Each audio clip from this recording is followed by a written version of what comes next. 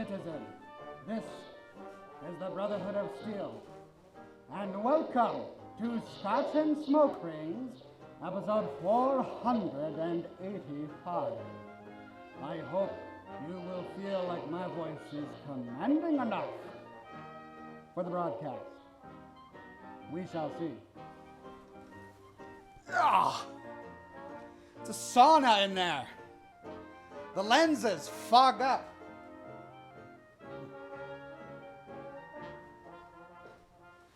That's a little better. Welcome one and all to Scotch and Smoke Rings, episode 485. You can't hear me? Yeah, you can. I got my microphone on. You can totally hear me. Anyway, welcome to Scotch and Smoke Rings, episode 485. I am your friendly neighborhood Oxhorn here, as always, with suspenders set to maximum stun. Time to show off a few props. I showed this off during my live stream earlier today, but this just came in the mail. This is the prop we get for the Power Armor edition of Fallout 76, and it's big. It's way, way bigger than I thought it was going to be. So big, in fact, that it doesn't fit on my bookshelf back there. I'm going to have to, push it on up top there. But it's got a glowing light that you can turn on and off with the switch. And then it does this. I think that's supposed to be VATS. And then this is the voice modulator on-off switch. Pretty good build quality, I think. I know why they made it so big, because, every human's head is different, and they have to make it for everybody. It came with the downloadable code, of course, for Fallout 76, and it also came with these little, those green plastic army men you played with as a child? King Lenny says, did you try to scare your kids with the helmet on? It didn't scare them. I walked out with it on and they were, they're like, oh! And so I let them play with it, and they took turns putting it on, and changing their voices. They had a whole lot of fun. Barry Dorr says, it's beautiful on you. Well, it does. It fits my body, I think. It's a good head-to-body ratio. Vellingham21 says, you cease to surprise me, a T-51B suit on Oxhorn Power Armor. Now I've seen everything. Anyway, it came with a bunch of little toy soldiers, but they were Fallout soldiers. So a lot of guys in Brotherhood of Steel, Power Armor, and then there were monsters, many monsters from Fallout 76. And then a lot of robots, a lot of Mr. Handys and Protectrons. And the kids have been loving them. I gave them to the kids. I'm not going to put them on display. But I gave them to the kids, and they've been having a blast. Then it also came with a map of West Virginia, and then it came with this. This was the disappointing part. This was described as a canvas bag. It's made of plastic, and it says West Tech on it. And we know their motto now, warfare fully powered, is the West Tech motto. But the logo is even starting to peel off, and it feels really cheap. But the helmet itself is fun. Put it on. I already put it on. I'll put it on one more time. For those who came late to the program, here it is. Then there's this little number, which is already starting to pop out.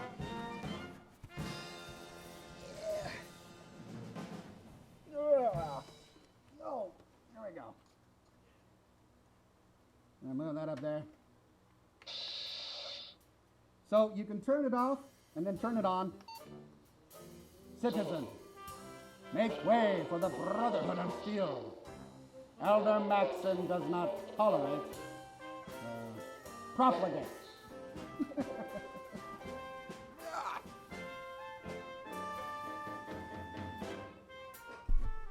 I was just playing with my helmet. My daughter came in and wondered what I was doing.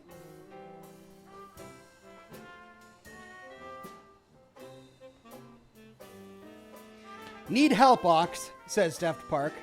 I don't know if you need help or if you're saying that I need help. Because when it comes to Fallout props, I do. This is the next prop I'm showing off today. Just got this in the mail. I'm trying to get my display done, right? I've been waiting years to get this display done, saving up money so that I could purchase each piece.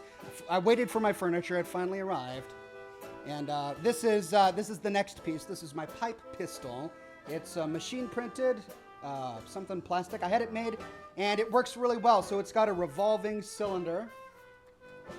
They used tape on the handle, and it even has the screws screwed into the sight there for aiming, just like in the game. Trigger doesn't work, of course. Hammer doesn't go back, so it's just a prop.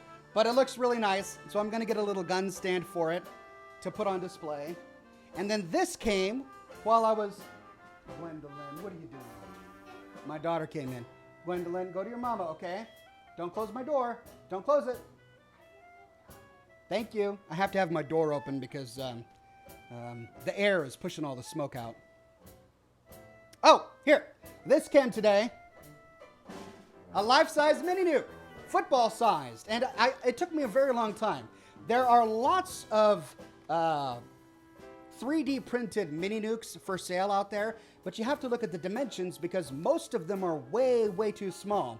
And the mini nuke, as it's described in the game, is a football-sized explosive, right? I mean, as the super mutants are carrying it, they're holding it like a football and they're running like this. And most of them are just small. They're about half the size of this. So it took me forever to find a guy who would make, who would print off a mini nuke that was the right size, that was scale accurate. And he distressed it so well. Look at that. You can see that he painted over all of the screws with rust. So there are real screws in there, metal screws. If you take a look at the real mini nuke model, you see the screws as if it's just been screwed together. And then he painted them over with rust, and he put a little rust as if water had dripped on it and left rust trails all along the yellow, which is exactly the way it is in the game. And the one thing about this that isn't accurate is that it functions as a container. You can screw off the cap. Oh! He put something inside.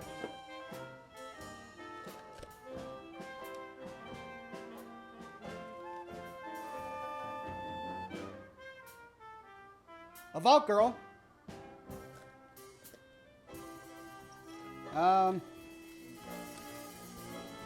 Oh, it's a page.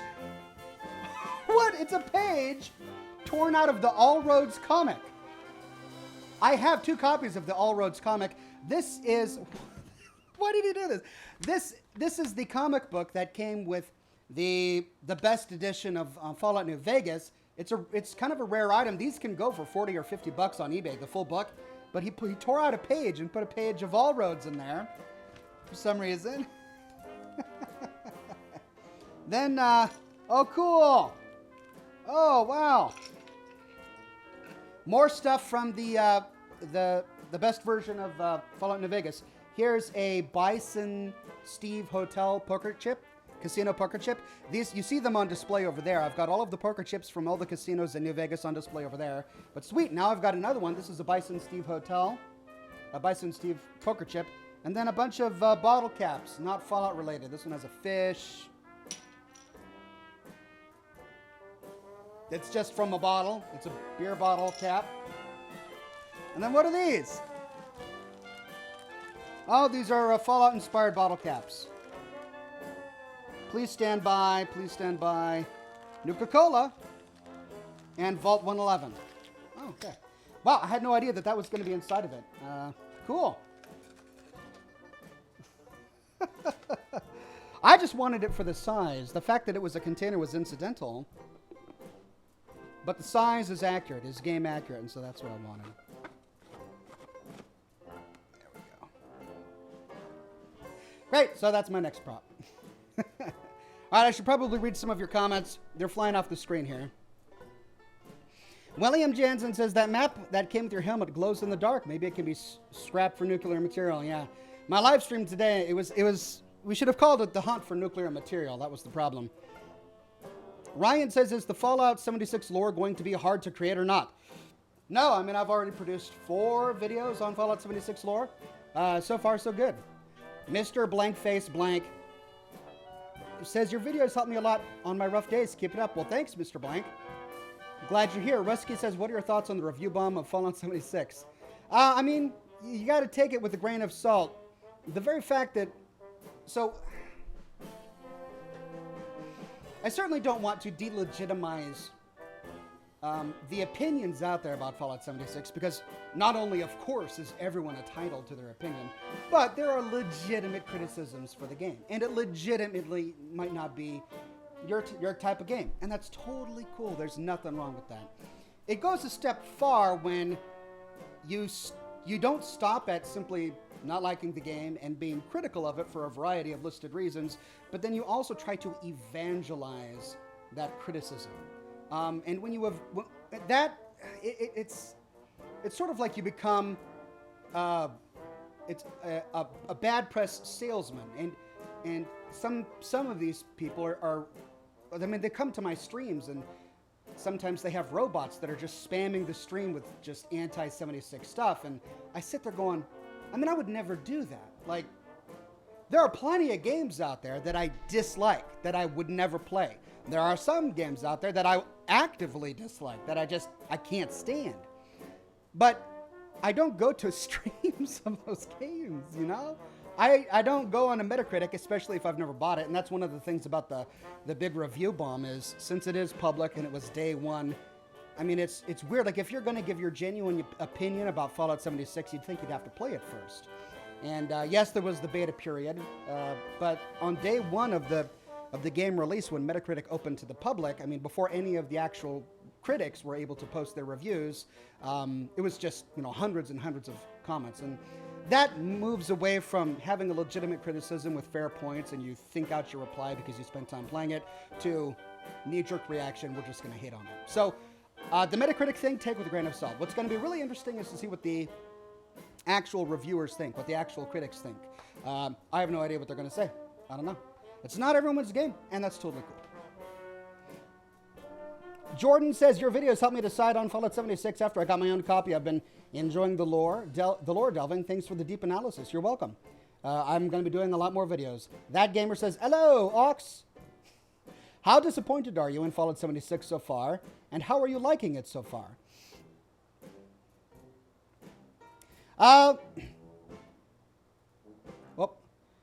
Jessica says, love your videos, Oxhorn. Would you agree that it's high time Bethesda retired the aging engine used for Fallout 76 4? That it's just a modified version going all the way back to Fallout 3? All right, I'll answer both of your questions. So, I need to light up a cigar. You guys are getting me on tangents here. Hold on a second. Let me light up my cigar, pour some scotch, and then I'll answer your questions.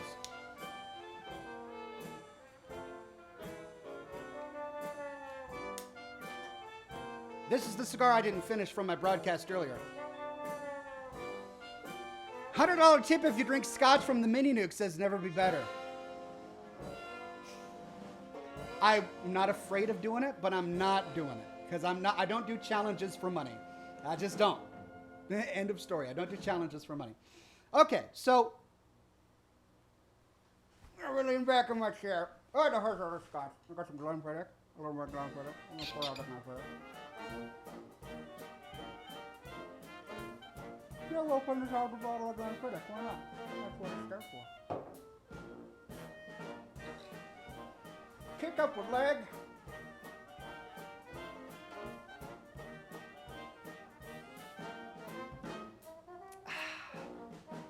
Okay. Bring this closer. Can I get it closer? I don't know. So, two big questions. I'm going to take some time to answer them before I get to the others. My thoughts on 76 so far. What do I dislike and what do I like about it? I really like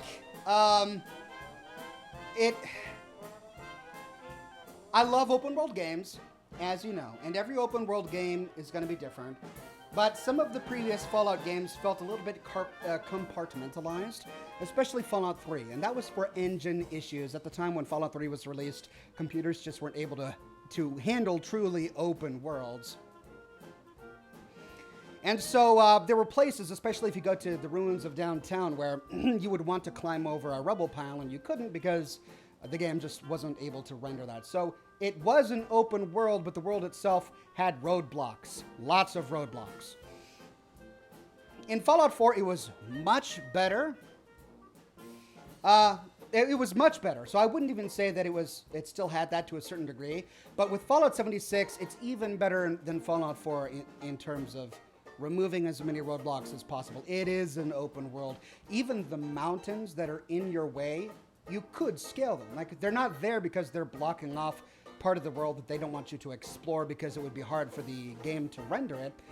That's just a challenge. The mountain is just there to be challenging, and you can scale a mountain. So in the sense of wanting to explore an open world, this is truly the most open world I've ever found in a game. Now, there are going to be other games coming out soon, even this year and next year, that claim to have the same sort of thing. I'm really excited to play Metro Exodus. I know it's been on rails.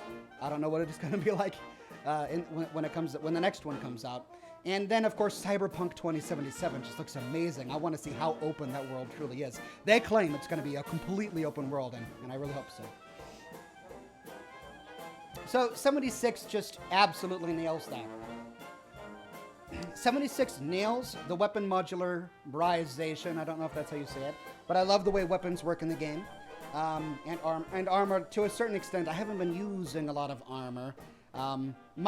The things that bother me about the game, the things that annoy me, are some of the challenges, some of the things that the game was just built to have.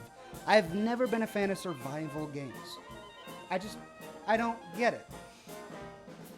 And the reason is because I understand people like survival games because it heightens realism, needing to sleep, needing to eat, needing to drink, etc., etc. But there are a lot of things we still do in survival games that are shortened a bit, that are abridged, because real life is tedious. For example, building your camp. It's not realistic to press a magic button and then the refrigerator that you're trying to build as a decoration for your camp appears directly in front of you when you press a button. Now, in the lore of the game, we're supposed to believe that we found the metal and we scrapped it together, but in the reality of the gameplay, we're just pushing a button and a refrigerator is popping in. And if we can suspend our disbelief to do something like that, I don't understand why we can't suspend our disbelief and remove things like hunger and thirst from the game.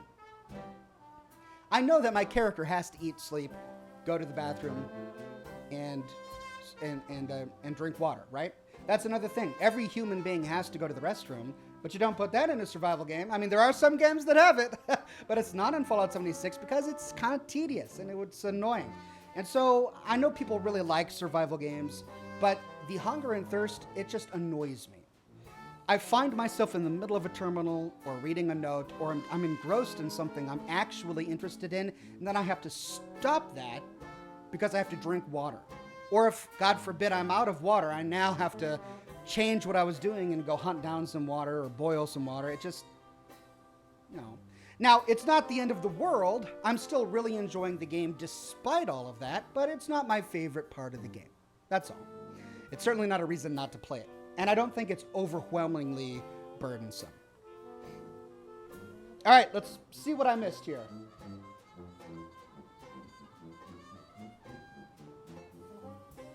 Ox, I don't have a lot of time to play. Should I get 76? Says Joshua. I mean, if you don't have time to play the game, why spend $60 on it or however much it is? It is a game that you can play slowly. I mean, you buy the game once. It's not like you have a recurring subscription. You buy the game once, play it when you want to. If that's how you played Fallout 4 and Fallout 3 and Fallout New Vegas, then yeah, it's worth your time. You can spend an hour or two playing and, you're good and you can log back out. Ryan says they should add Brahmin to be a traveling merchant. There is a traveling super mutant merchant with a Brahmin.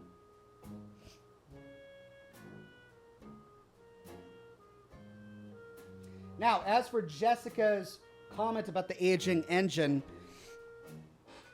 I mean, I hear what you're saying and I get it, but replace it with what is the big question. And that, of course, is to create a completely new engine. And I don't know. I mean, I'm not a modder. I don't make games, so I don't know the technical reasons why that would be necessary. But as just a gamer who enjoys the game, why? Like, I still think it looks beautiful. I know that there are people who disagree and don't like the way it looks, and that's fine, but I mean, I don't think it looks bad. It just looks good to me. So why does it need a new engine? Like, from a business perspective, you've got this engine that has already created Fallout 4. Part of it was used to create Skyrim. Best-selling games. If you're going to be putting your company's time and energy into doing something, why not put that time and energy into creating more worlds? More DLCs, more quests, more items, more things for people to explore. When the engine is completely decrepit, like the Fallout 3 engine became after New Vegas, abandon it and try something new, which is what they did when they started work on Skyrim. But I don't know if it's really gotten to that point yet. Can we do Harper's Ferry? You know, I'm just going to move this over because I keep having to reach over. There we go. Can you do Harper's Ferry lore? I will be getting into Harper's Ferry lore. Not right now. I want to go to Harper's Ferry because I know that there's a really cool legendary lever action rifle there that I'm excited to use. I don't think my character is going to be high enough level to use it, but I am looking forward to it.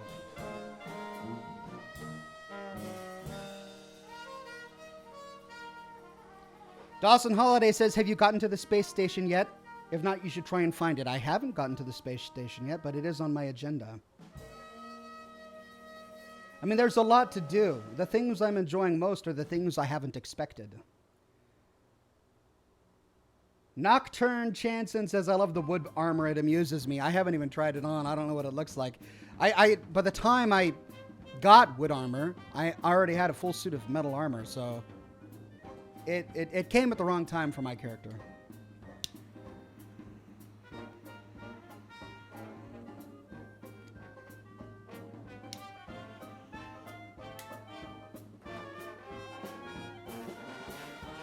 So today we will be playing Wolfenstein: The New Order. Just for a change of pace, we'll play that during my show, Scotch and Smoke Rings.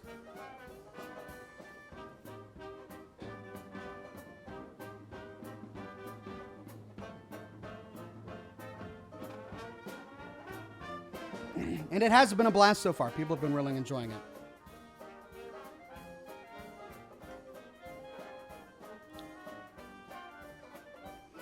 James Calvano says, what about the no NPC factors?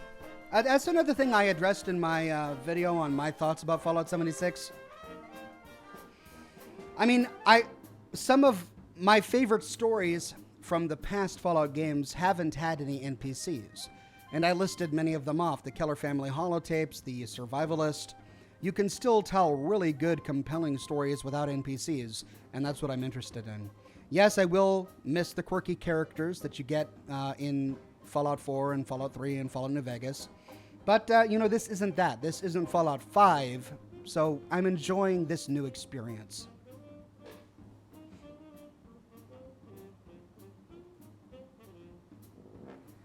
TV Kobe says, hi Ox, I love your videos, and I've been here since Anchorage, and I would like to know, how do you get the Fallout 76 helmet? I thought they were sold out.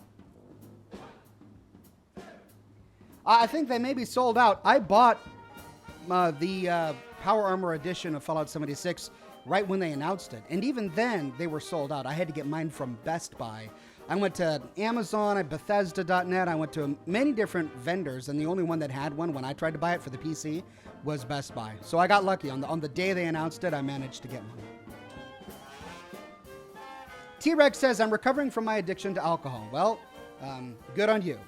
This may not be the best program to watch, but I'm glad you're here. That Gamer says, if you can change 3 things about Fallout 76, what would it be?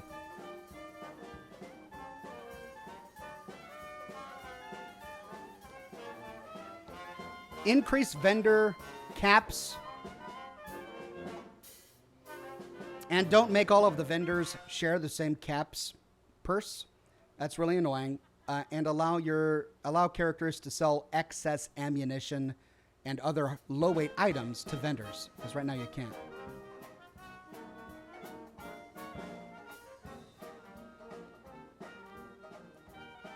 Dangerous Cute says, the Keller family did have that ghoul in the vault. Will if ghouls count as NPCs, Fallout 76 has aplenty.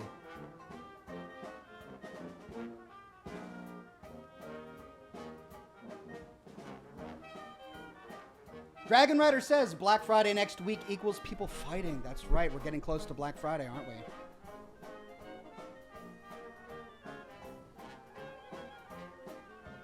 William Jensen says sellable ammo. Yeah, that's one of the major things I'd like to see.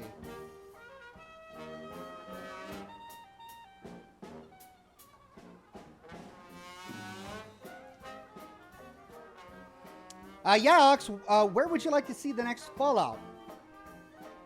I know it's a ways away, but I'd like to see a game set in Chicago. Correct me if I'm wrong, but didn't the Zeppelins from Fallout Tactics crash land near the ruins of Chicago? Didn't Tactics take place round about the Chicago area? I think Brotherhood of Steel took place in Texas. Those are also two of the major places people want to see a new game, so I think those were already taken by those games. I doubt we'll see Chicago or Texas in the future.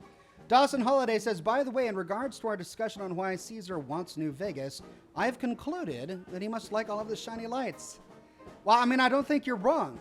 He says himself that he's crossing his Rubicon so that he can claim Vegas as his throne. This is ego for Caesar. He likes the lights of Vegas. He likes the city. He loves its wealth. It's a challenge for him. He doesn't really need it. He has an empire. He has an empire of 76 tribes. But the shining lights of Vegas, the glimmer of the coin, the neon is luring him. He's doing it out of vanity and pride.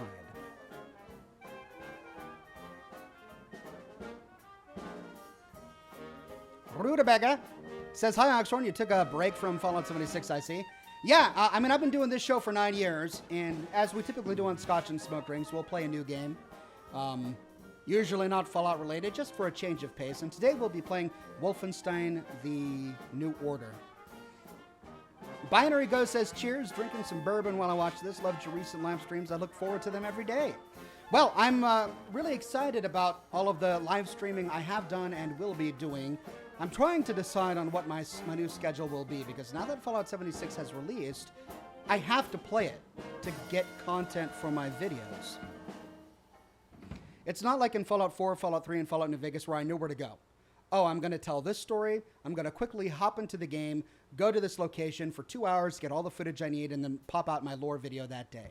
It's in Fallout 76, I'm spending hours and hours and hours building this brand new character so that I can go to these certain places. So I figured I would take you all along for the ride as part of the content for my channel, so that you can enjoy some live stream coverage of Fallout 76. And then I'll use the content that I produce, or that I make during those live streams, to make lore-related content. So next week, I mean, this week I'm doing a bunch of live streams. Next week, I think I'm going to tone it down a bit. My tentative plan is maybe 3 live streams a week, in addition to Scotch and Smoke Rings. And then 2 or 3 lore videos a week. That's not really enough lore videos for me. I mean, I want to do more lore videos. I want to get through the game more quickly, but I mean, there are only 7 days in a week. What can you do? Papa Fida says, sellable ammo is a must-have. I gave a guy over 1,038 bullets simply because it was a burden. That's true, but hey, generosity, right? I mean, he's probably a really happy guy. RTD Slayer says, think about this. Fallout Motor City is a place near Chicago. Yeah, it would be a good game. What I'm surprised we don't have is a marketplace.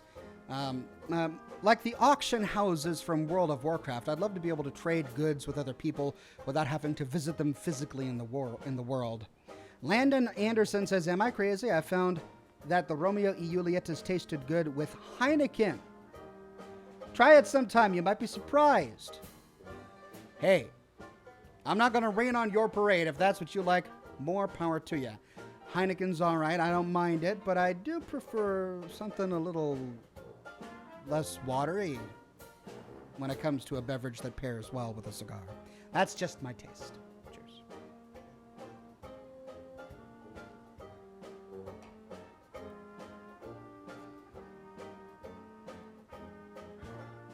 John Boy says, hi, I love your channel, Ox. Thank you. I'm glad you're here. Sutek says, I used to smoke Romeo and Juliet's with pints of Guinness. Again, I don't know, but hey, whatever makes you happy. They'll probably have a Bazar like EverQuest had, says Binary Ghost. Yeah, I'm thinking that it's kind of inescapable. There's no way to get around it. I find myself dropping legendary gear like crazy. because my character won't use it. It takes up 10, 15, 20 pounds in my inventory. I don't care how rare it is. I can't use it right now, but the stash limit is so draconian, for lack of a better word, that I'm just dropping all of this legendary gear that I would love to give to a player or sell, but there's no easy way to go about doing that.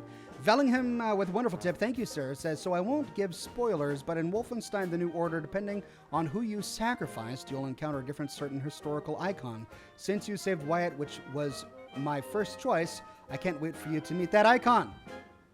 Cool. I hope it's Winston Churchill. It's probably not. It's in the future now, isn't it? Mr. Blank Face Blank says that what monster in Fallout 76 is your favorite? Which one is the most frightening to you? Plus, which creatures do you think is the most boring out of it all? Mothman looks the best. He's such a cool, creepy character. The Scorched Beasts are just terrifying. Even at my level, I'm a level 33, level 34, something like that. They're just terrifying, especially when they're flying around in packs. Man, those guys are crazy. In terms of creatures I'm bored with or I don't like, I mean, the Scorched are kind of boring. They're just, they're very similar to ghouls, very similar to marked men. Not bad, and they fit in the lore of the game, and of course they have to be there for the lore of the game to work. So I know why they're there, and they're kind of, lower level enemies, so they don't bother me, but they're not quite as engaging as some of the others.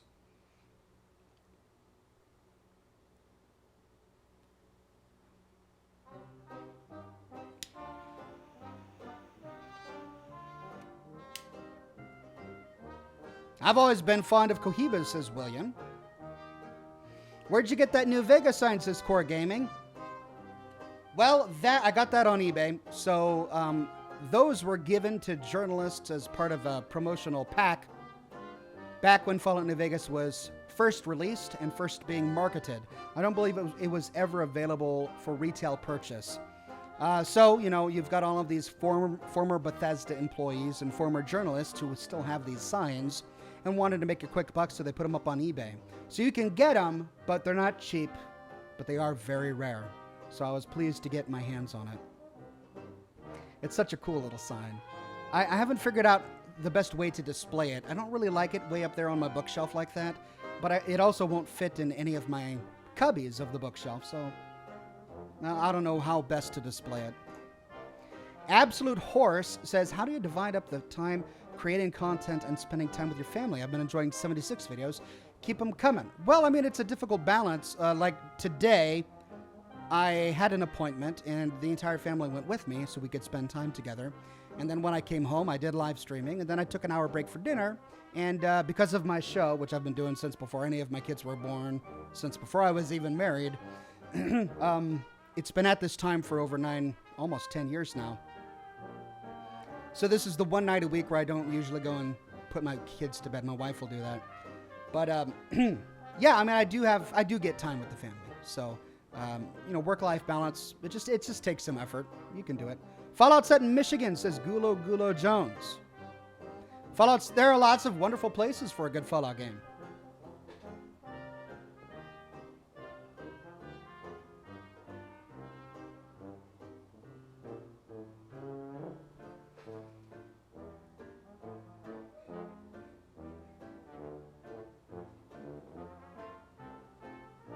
What is my daughter doing? So my son was Darth Vader for Halloween, and he has a voice changing mask.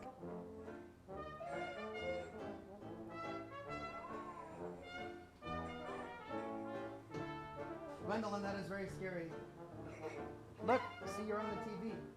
You're on the monitor. Come here, your hips.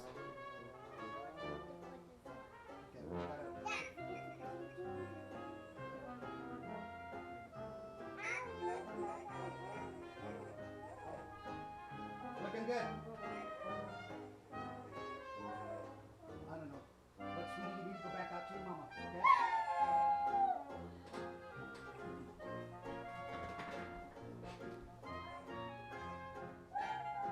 Love you.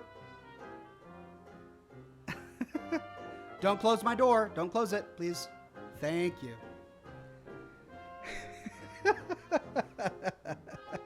She heard me shouting with the helmet on in here, and it reminded her of that Halloween helmet. And so she had to come out here and show it off. She loves cameras and mirrors and reflections. She's always looking in them and smiling at herself and playing with her hair. And Atomic Gunslinger says, hey, Oxhorn, love your lore videos. I'm an energy weapons enthusiast, and I have a question for you. What energy weapon from any Fallout game would you currently consider your favorite? Mine is the YCS-186.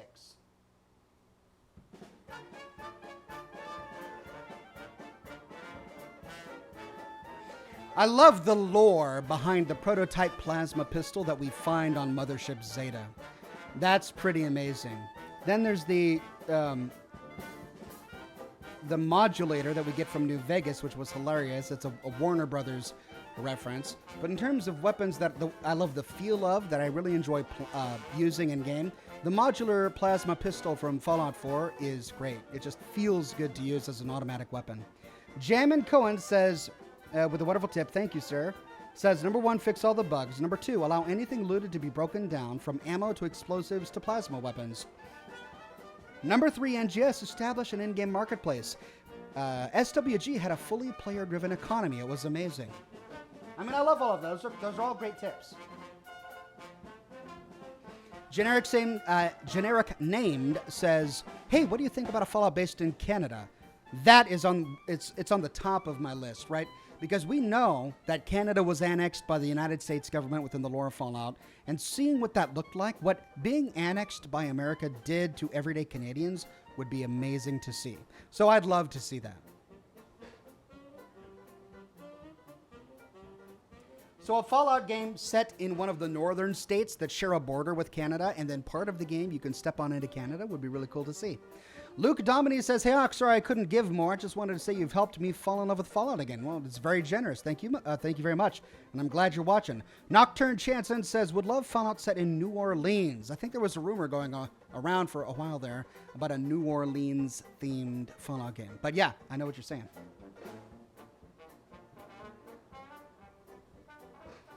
Fallout based in China. I've always wanted to see what it must look like from the point of view of the Chinese. That would be interesting. It'd be a very hard game to make. If you're going to make a game set in China, then there are a lot of political things as a gaming company in America that you kind of have to sidestep. It's weird. But I'd love to see it.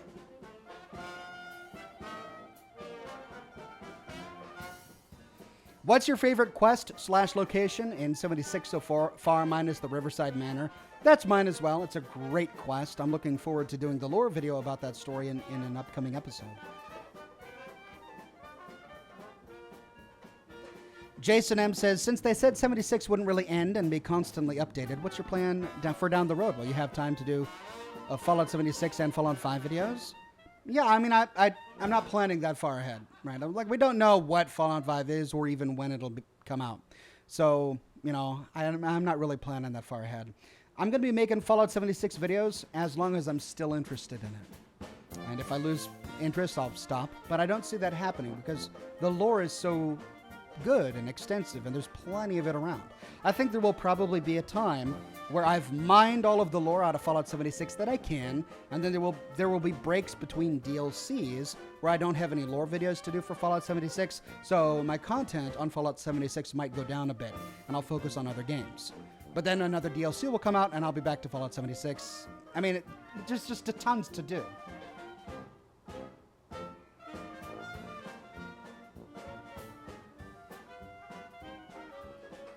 Gabe says, Fallout set in Washington and all the NPCs are stoned. You first walk out of the vault to irradiated pot plant fields with people harvesting it. Yeah. I'm in Washington, you know that, right? I'm broadcasting from Seattle. Amber Oakheart says, love your videos, Oxhorn. You come off as such a great dad. Just had to say, oh, that's very sweet. You know, as much as the rumor is, I mean, there's a lot of pot going on up here because it's legal. You got shops every now and then. But more than that is the vape scene. Like, vaping is huge up here. You know, even vaping cannabis liquids is huge up here. It hasn't become a problem, really. yet.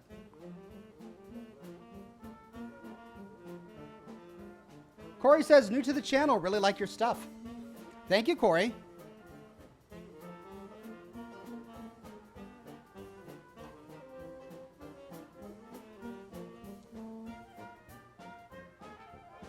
Steve Stavley says, late to the show here, but happy to see that you're enjoying 76. I've liked it since the beta opened. Sure, there are some issues, but overall feels like Fallout. That's kind of where I stand, too. Nick says, Oxhorn, you have me reading terminals, like all of them. Love your show. How long until someone finds an Oxhorn Mr. Handy in Fallout 76? I don't know. They probably won't find an Oxhorn Mr. Handy, but they may find one wearing a derby.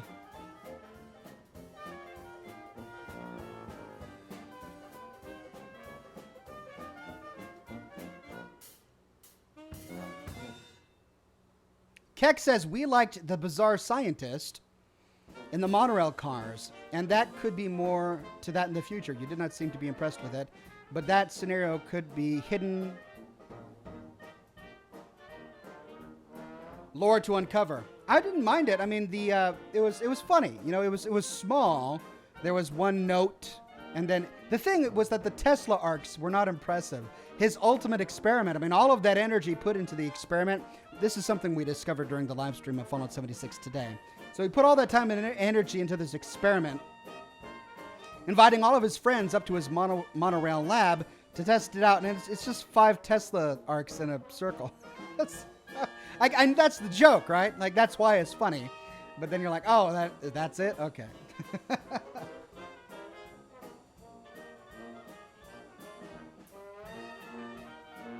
Do you play the new Colossus at all? I haven't yet. I'm considering playing the new Colossus, but I've had a lot of players warn me off of it.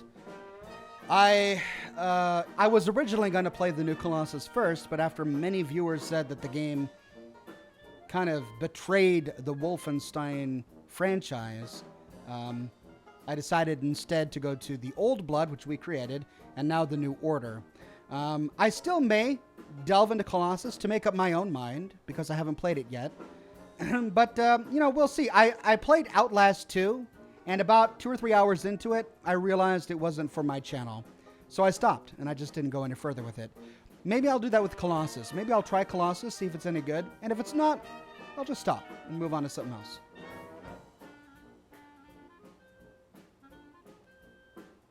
William Jansen says, did they add support for ultra-wide monitors yet, or will I have to keep looking for extra thick characters? Looking at extra thick characters. I don't know if they've added any official support, but I do know there are ways to alter the INI files on your machine to support ultra-wide monitors. I don't know what it looks like. I haven't tried it, but I know that people have said they've been successful with that. It's the Fallout Boy says, oh, I hate the Scorched Beast. Yeah, I'm really looking forward to killing one. Probably not even going to try until I get level 50 with a great rifle and full suit of Exo-1 power armor or something like that. But yeah, I know what you mean. Comrade Nomad says, I miss Oxhorn After Dark. Yeah, my channel has grown a lot since then. I'm not sure how it would work.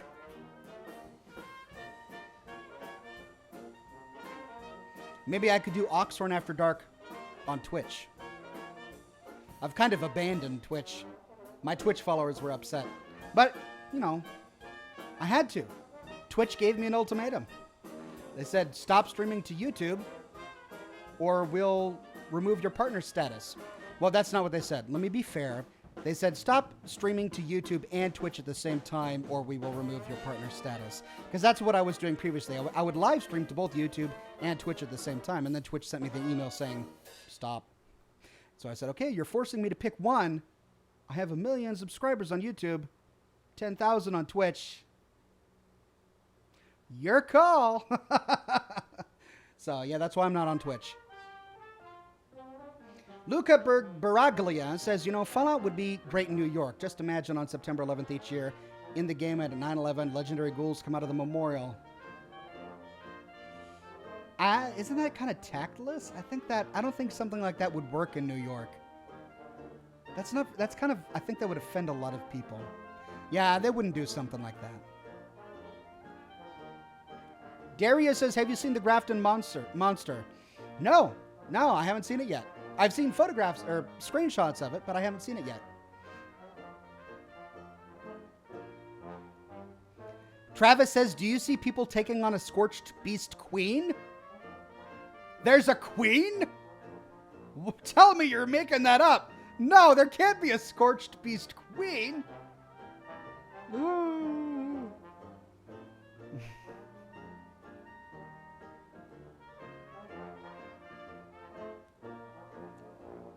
What's your favorite power armor, says Thorny Games. I love the way the T45 and T60 look. I know they're not the best in the game, but the way they were made just looks so great. The T51 has been nice, but it always felt a little weird to me. It's always looked a little goofy. The kind of olive drab chest plate and shoulder pauldrons that are really smooth. Then the V in the visor, it kind of just looked weird, you know? I have the same opinion about the Exo-1 or the advanced power armor from Fallout 2. With the sort of alien eyes and the tube coming out of the top. Just looks weird to me. It doesn't feel Fallout-ish to me. Not that I know what something Fallout-ish would be. It probably fits fine in terms of a post-apocalyptic Atom Punk sort of vibe. But I love the T45 and the T60. Those are my favorite looking power armors. I think the T60 really works as an upgraded version in terms of aesthetic of power armor. Joshua Long says, what kind of Scotch do you like? Can't find any I like. Well, if you can't find any you like, you may not be a Scotch guy. Scotch is an acquired taste. People just don't like it. And that's because it's really peaty. It has a campfire flavor. It's just, there's a lot of ash and fire. And it's not hot, but it just tastes kind of like a burned campfire. I love it. I think it's great. It kind of has a toasty taste to it, to me. So I enjoy it. But there's some people who feel it's just too strong. So it's hard for me to recommend something to you because Scotch is Scotch, right? They're not all the same, but they all share similar qualities.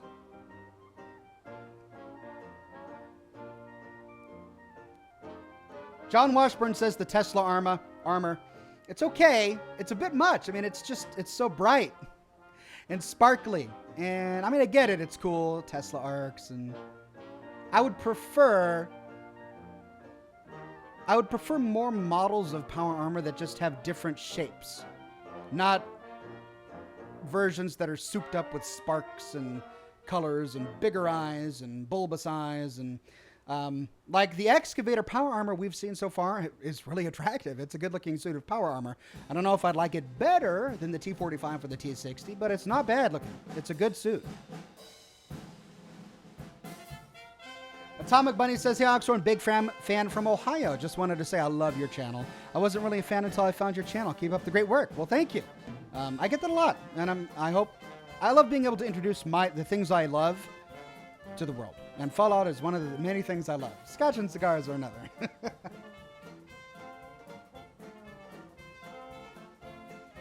Paul Wolfie says, I'm trying to understand the ending plot for Fallout 76.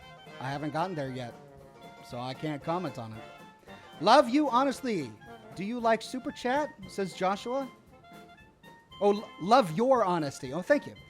Do you like Super Chat? Yeah, I mean, I try to read all of the Super Chats. I know sometimes I make mistakes because you're putting money down, and I want to make sure that I recognize it. So I try to read all of them, and then I also try to read, members and as many of the others that I can. But flawed human being, I miss things. Vellingham says, if you ever consider doing Oxford After Dark on YouTube again, but struggle with making room, you could try doing it once a week, like on October. Once a week on October, only for that Halloween night feel, but ultimately up to you. That's certainly a possibility. I could have done a stream on Halloween, but I was out with the kids trick-or-treating, A lot of daddy things I do, which I really enjoy, and I don't want to miss those two. So it's all about balance. I got to find a good balance. I'm still working on it. Pepper Peppington, flip the screen, says, where did you get the two bookshelves behind you? Amish. So look, I have lived with IKEA and Craigslist furniture my entire life. I've been extremely frugal with the furniture in my house because oftentimes when you move, it doesn't go with you. It stays there because moving is extremely expensive and things are heavy. So I would get cheap disposable things, and if I did find anything nice on Craigslist, it was small. Like this, I know you can't see it, but I've got this little table here. Found that on Craigslist, and I still have it because I like it. But when I finally got a house, and I finally got an office, I've been broadcasting from a garage for 9 years. I finally got an office, and I said, okay, I'm gonna sit down and finally get some furniture made. So I reached out to the Amish, and I had my entire office done in Amish furniture, and it's been great. It turned out beautiful. A Giant Rock says, what do you think about players already being level 100 plus? Right now I'm role-playing as a guide and give pipe revolvers and hatchets to new players. I haven't met anyone that high level. I haven't met anyone level 50. The highest level person I've met was in his low 40s. My character is only level 34, 33, or something like that. What do I think about that? I mean, hey, if they can play and to get their character that high, that's great. I mean, I love the fact that they're playing. Brody Kelly says, hey, Ox, love your channel. I'm fairly new, but loved your lore vids as soon as I started watching. What's your favorite bit of lore from 76 so far?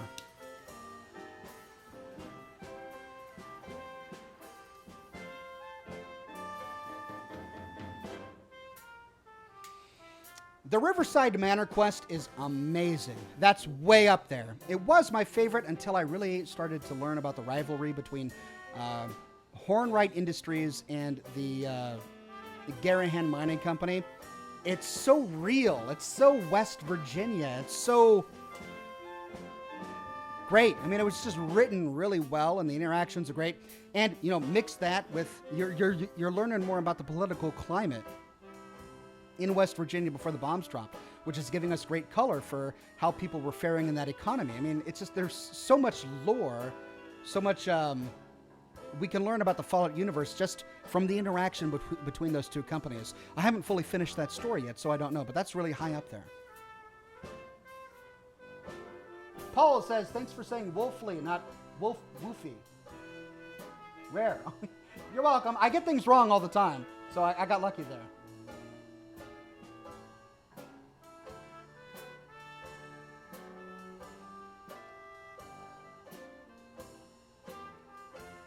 Memo Pug says, hey, Oxhorn, which games do you prefer, Fallout 76 or Wolfenstein?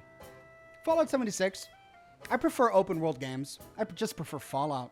Wolfenstein is still really great. It has a different vibe. It's got like a diesel punk vibe, whereas Fallout 76 has an atom punk vibe. I used to kind of like steampunk, but I've gotten away from that. I'm not big into steampunk anymore.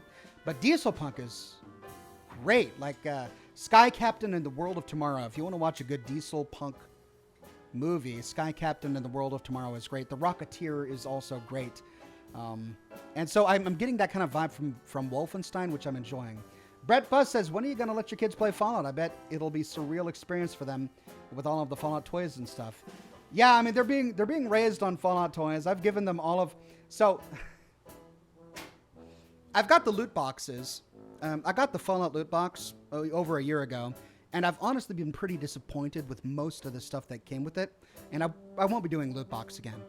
But there have been a few really nice things that I don't personally like. I wouldn't put them on display, but they're great for the kids. The kids love them. Like the little chibi, big-headed figurines. The kids love those. I gave them Hancock and Paladin Dance and Piper and Dog Meat. There was a little dog meat that came, and my daughter loves dogs, and she loves dog meat. She's constantly playing with. So they're being raised on all of these Fallout toys and props. It'll be weird when they become old enough to play Fallout.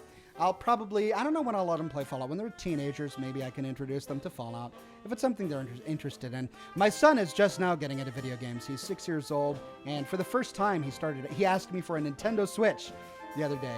And that's fine. You know, I was raised on console games. I didn't get into PC games until I was in my teens. So, you know, get the kids a console, you know, introduce them to the wonders of Mario and all of that good stuff. I'm looking forward to being able to play games like that with the kids, and then introduce them later to things like Fallout. Lucha Baraglia says, yeah, that is true. Maybe just spirits that would appear rarely. It would be really nice for Bethesda to do one in New York City, though, because they were one of the first to get hit, according to Fallout 4. Honestly, I think having the spirits of people who died at 9/11 appearing in a Fallout game is really tactless. It's just... It's kind of... It's such a... It was a while ago, but...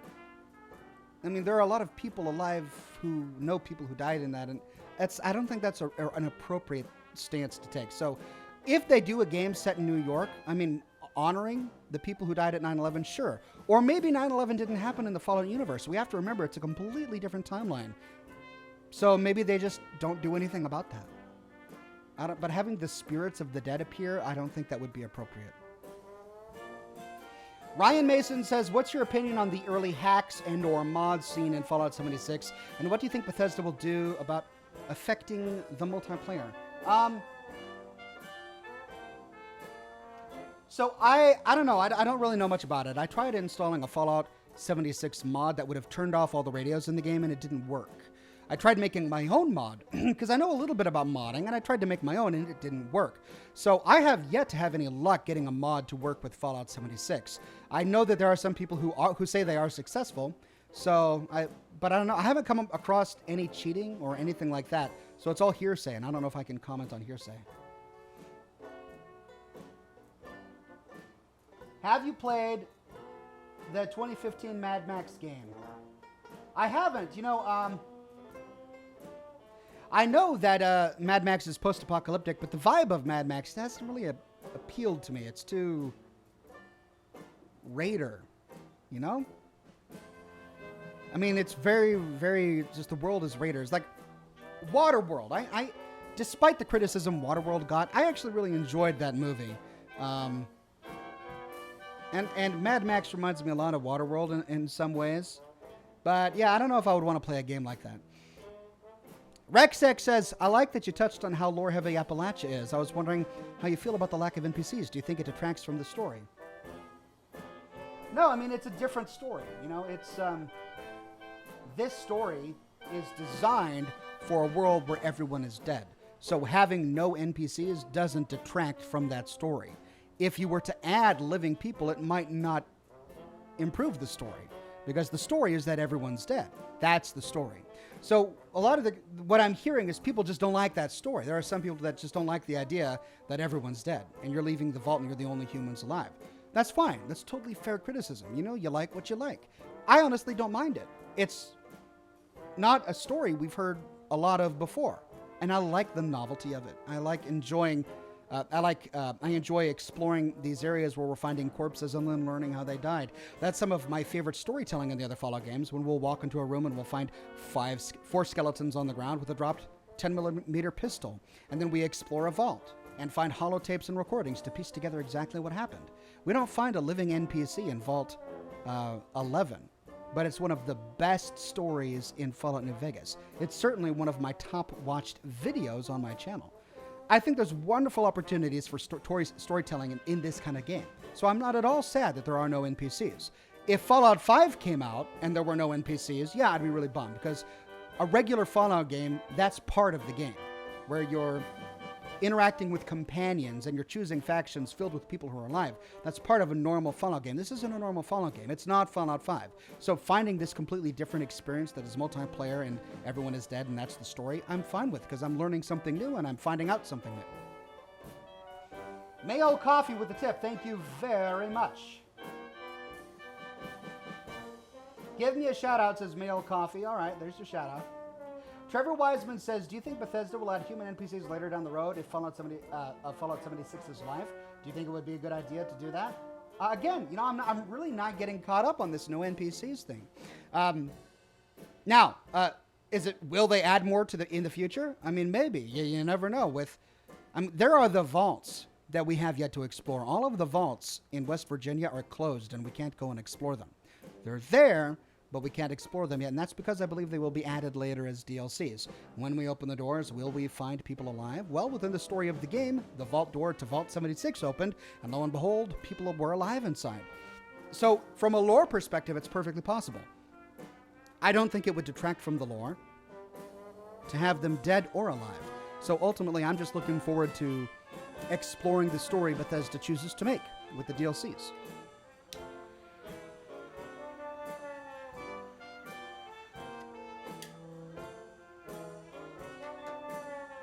Fly Ranger 9000 says, hey, Oxhorn, have you deleted songs in the INI files or the radios to upload aesthetics? Yeah, I mean, I did all of that. So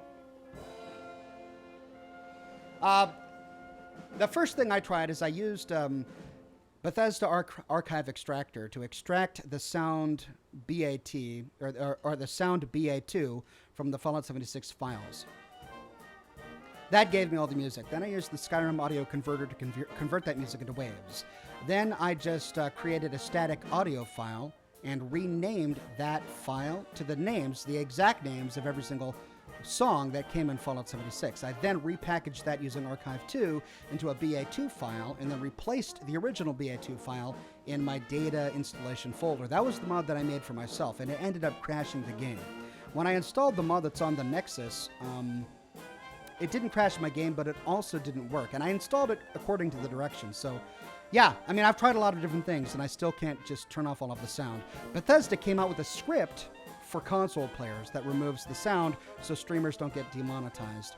And I hope they can do that for the PC players sometime, but I'm not crossing my fingers. Chris Vardman says, what would you think about Fallout games set in Kansas City? The Brotherhood have traveled from the west. They had to pass through Kansas City. Fallout Crossroads, maybe? Yeah, I mean, I'm up for any number of games in any number of locations. We do know that the Brotherhood of Steel physically traveled across the continental United States, not once, but twice. First in Fallout Tactics, and then in the preamble to Fallout 3.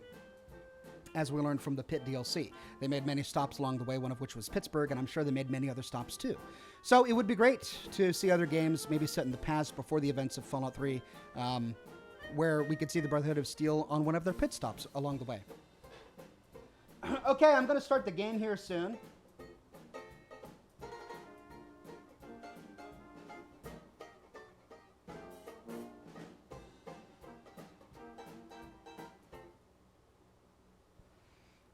All right. 1 second.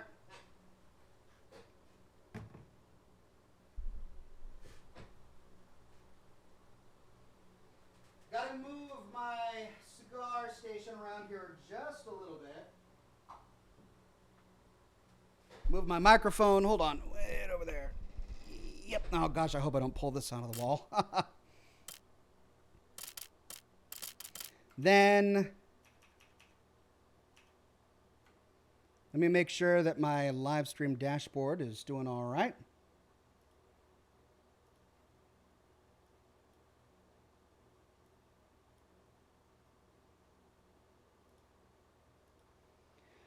So that I can see your chat. Gotta make sure that that's in the right spot.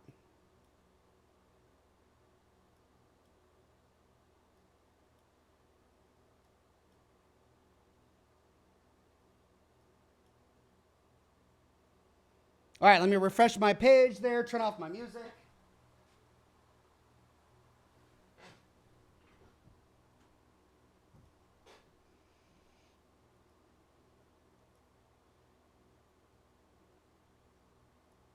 Great, and we're good to go. So, when we last left our hero, Mr. Cuddles McGee says, hey, Ox, here's some turkey money. Thanks. I'm enjoying the live streams. A happy Thanksgiving to you and yours. Thank you very much. Let me make sure I didn't miss. What inspired your background music choice and clothing style? You're making me miss New Orleans, said the Rickiest James. The music is from a family band, and they did Dixieland music. And the style, I mean, the only thing I put on the character of Oxhorn is the hat. Everything else is just the way I feel comfortable. Amir says, do you think Fallout will go back to the good old days of Fallout 3 type? No, I mean, we can always play Fallout 3. That's always there. I'm happy for new things. All right, when we last left our hero, we had just gotten to this motel. We're trying to infiltrate the Nazis here in their big city. Our hero woke up after being knocked out for, what was it, 20 years or something like that? He was unconscious for 20 years, only to discover that the United States of America lost World War II, that the Nazis won, and this is the Nazis' empire. So, we are learning a lot. Okay, now, I came from here. I believe this is the window I came out of. So, let's find out exactly what's going on. We can't get in there, though we do see a paper that we can read.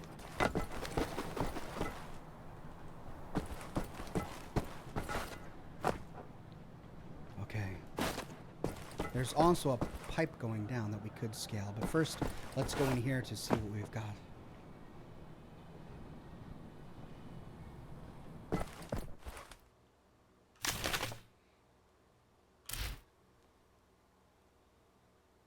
To Father Helmut Hoffman, the Berlin Church of the Third Reich, Ayachucho, Peru. Dear Father Helmut, did you know that the mythology of the indigenous groups of Peru, the Quechuan people, there's a figure called the Pishtaku, or the Butcher. They describe him as a white murderer dressed in a poncho and a wide-brimmed hat, carrying a sickle, who extracts the fat from the bodies of the Quechunans he kills. It may sound strange, but I think it speaks volume of the relationship between the indigenous peoples of this land and the Spanish conquerors who came here years ago. I've been thinking about the Pishtaku more and more recently, with an accompanying anger brewing in my heart. A month ago, I lived close to a family of Quechians here in Ayuchoko, trying to convert them to the Roman Catholic faith.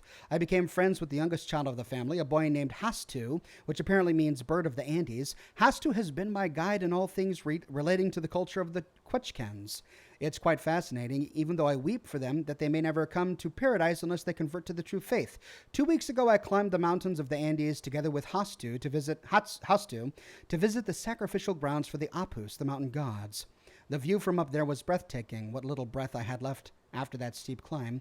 I was to be an observer during this ritual to the gods, which involved the sacrifice of a llama. I was to take notes and record the strange rituals and the paraphernalia thereof. Then our soldiers came. I remember a Quechuan shaman calmly walking up to an officer in charge. The officer leveled a gun at his head and shot him clean through. I shouted at them, "What are you doing?" And he said, "Stay out of this, father. This is a sanctioned purge." They started killing indiscriminately, killing everything that walked or tried to crawl away to safely. I managed to get Hastu to run away before one of the soldiers knocked me out with the butt of his rifle. I woke up and there were no Quechuans left in Ayucacho. They were just gone. I searched for Hastu, but I couldn't find him. Either he was found or shot, or he managed to stay hidden up in the mountains. It pains me to see all these atrocities committed by my people. I am reminded once again of the Pishtaku, the white murderers who came here and slaughtered these people for their own evil purposes. Can you speak to someone, Helmut? Someone who can put a stop to this nonsense? This barbaric nonsense? It cannot go on. In the name of the Lord! I have packed my bag, brought warm clothes and sturdy shoes. I've even gotten hold of a gun for protection. Tonight I will go up into the mountains and search for my friend Hastu, and I hope to see a new dawn when I return. Wish me luck. Your devoted friend, Father Erdmann Kruger. Whoa. It looks like even some of the Nazis are not fond of the Nazis. One second. Relighting.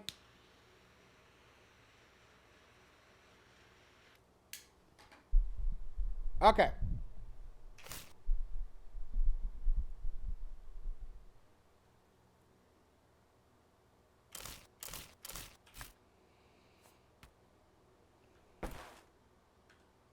Oh man, they're giving us a lot of lore. Serial killer on the loose. Murder duo suspect. Berlin, October 11th, 1960.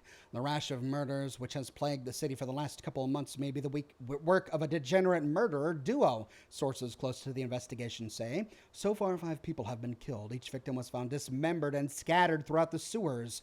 Witness reports speak of 2 strange men, most likely mentally and physically disabled, lurking around the crime scene. They did not look like normal men. Decent Berlin folk like me, says one of the witnesses. Must have been them who did this awful thing. Whoa.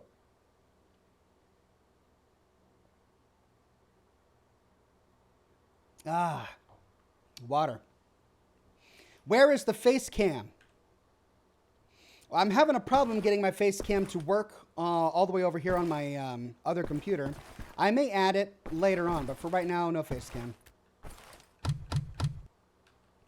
Oh, so that was just for lore. Okay, they wanted to tell us a story.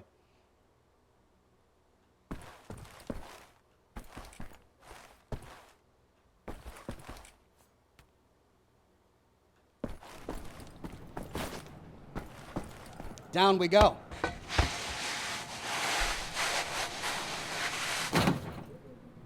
Now I wonder, will they think, what, will they shoot me on sight if they see me? Do I have to stealth?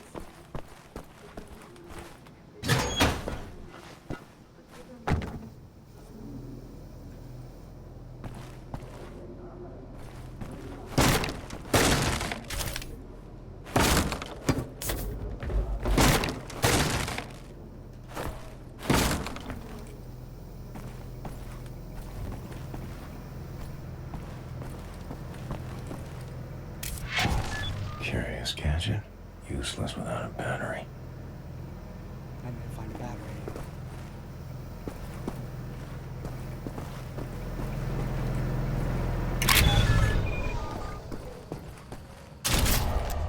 New weapon, laser Battery's cutter. low. Needs a recharge.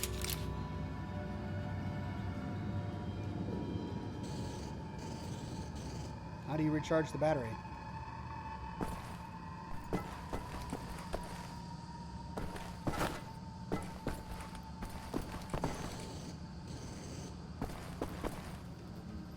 Reloading doesn't do it.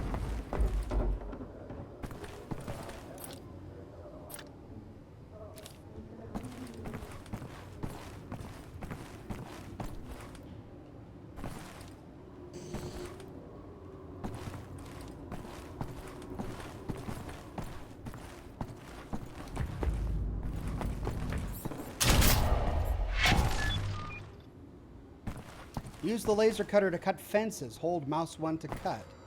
Oh. Oh. Brilliant. So what can I cut down here?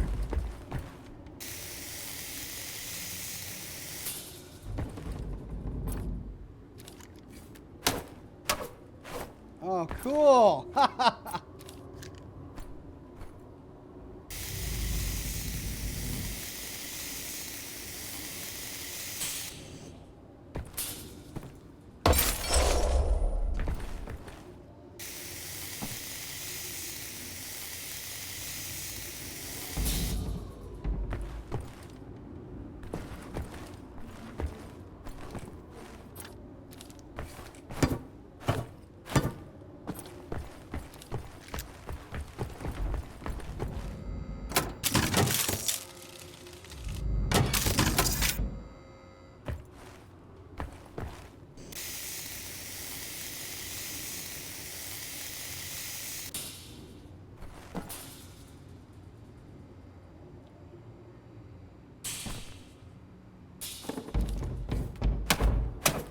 See if I can cut those. No. All right, let's see if we can cut through this.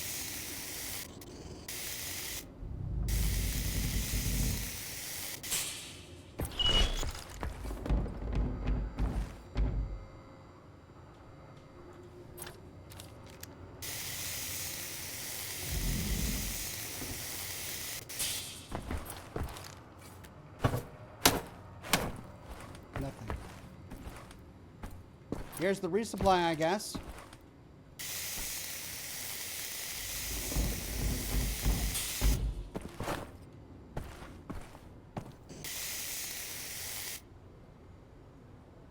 I'm out.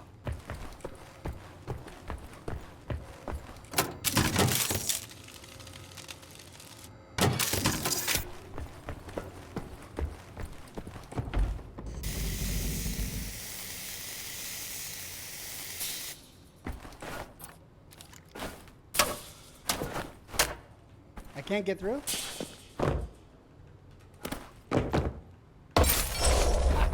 Gold flame, gold frame.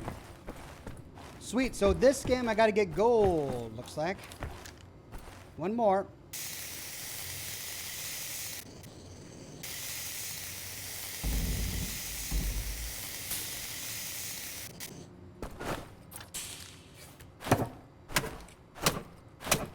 Okay. Let's recharge while we're here.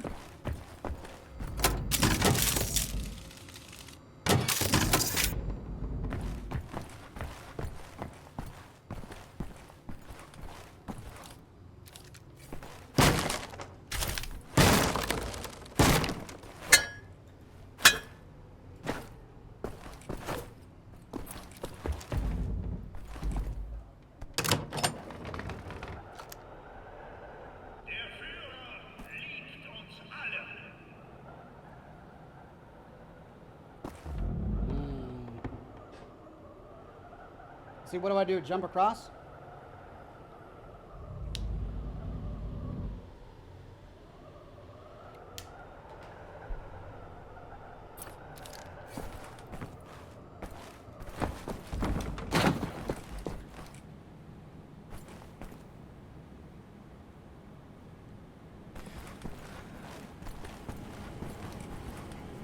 Lots of points of entry. Let's just choose one.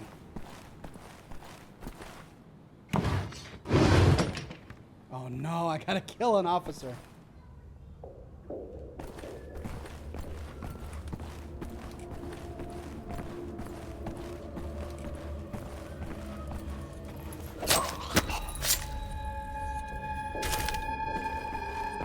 Violent game, by the way.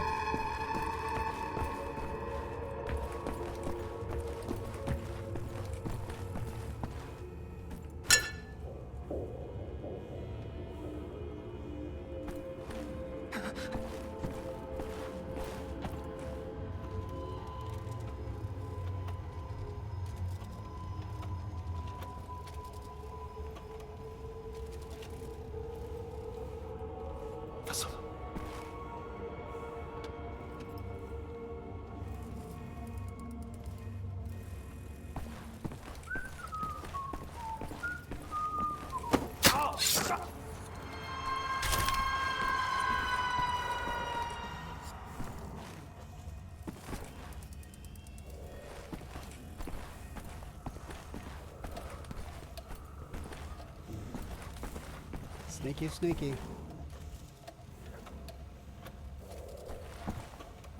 Oh, I'm in a bad spot. Oh, I'm in a bad spot.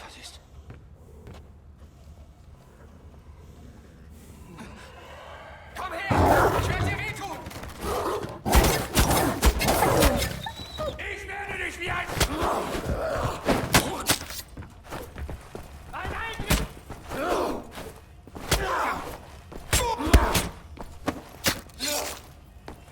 Oh, shit, many crickets.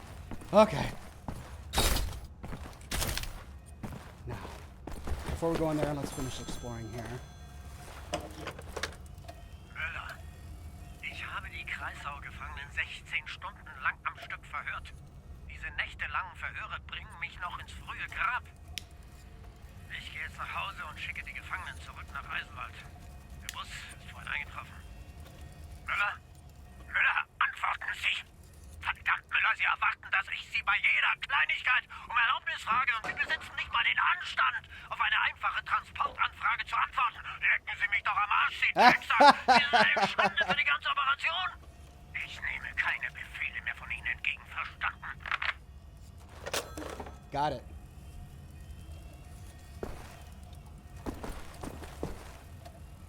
Moscow, October 12th, 1960. Inside the Siberian training grounds, located near the northern part of the Ural Mountains, not far from Karachi, the Death Shield Commando training camps are considered to be the toughest in the world. In a series of investigative reports, we reveal how these fierce combatants manage to live through their days in extreme cold temperatures and how it makes them superior warriors.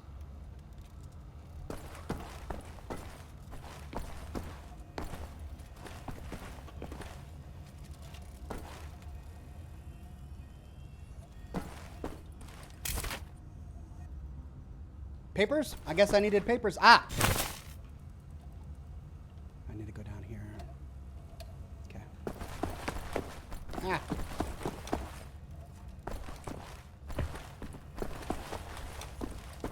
Hello. What is this?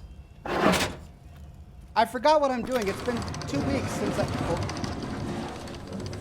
What? All right.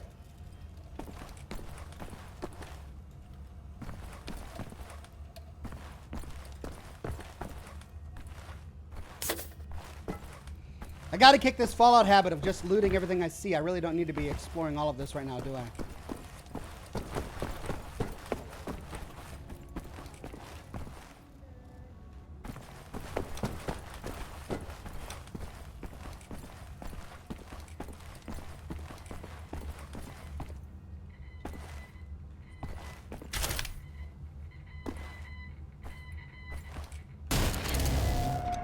Enigma code piece. Hey, hey.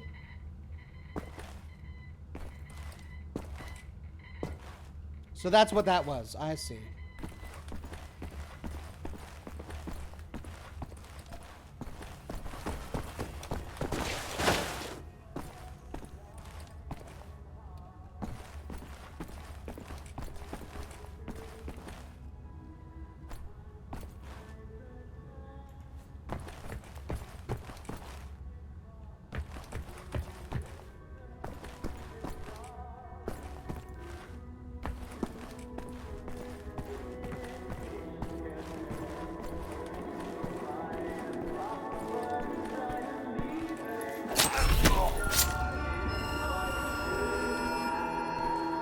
I can't turn off the radio.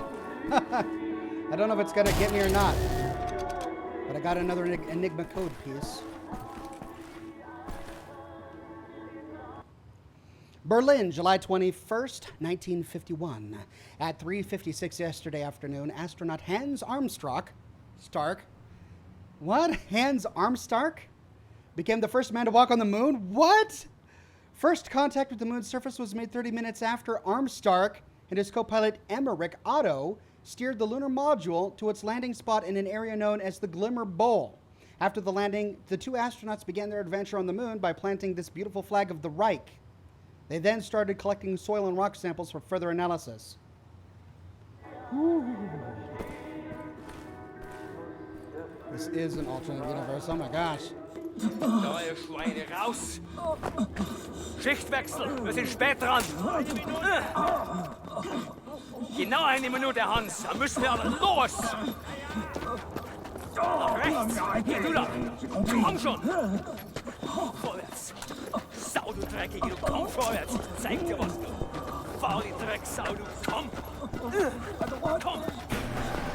Hast doch auch faul, geh raus! Schnell vorwärts! Zeig dir was, du! Komm schon! Vorwärts!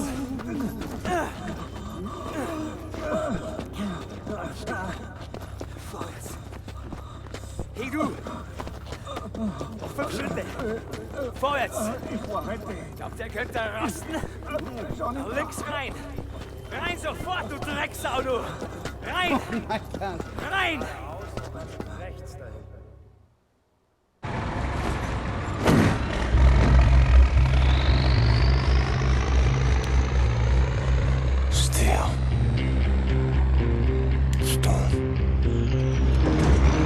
Concrete for miles. I wonder if there's anything in this world worth saving. Desolation.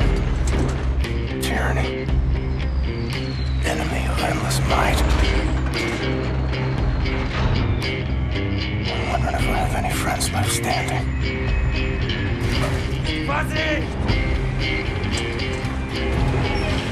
Comes down to it. I'll fight alone. But I promise you this. Friends, if this is where they're keeping you, I will find you and set you free. Bad. Safer to move across the rooftop undetected. Stay off the ground. Achtung, Gefangene für Zeltblock B. Vorbereiten auf spezielle Sicherheitsprüfung. Gefangene Klasse S. Stufe Rot. Right. Let's stay off the ground then. And I would really love a gun. If you guys can give me a gun anytime soon, that'd be great.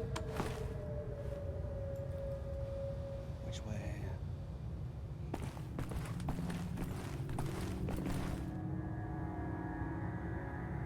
This way.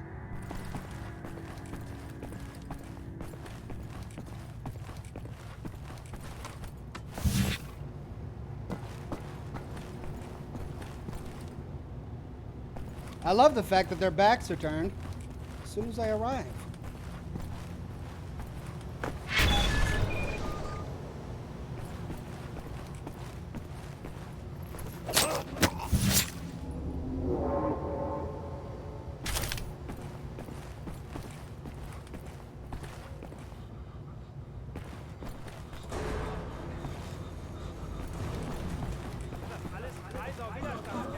ja nur eine Handvoll. Alle zum Zeltblock B.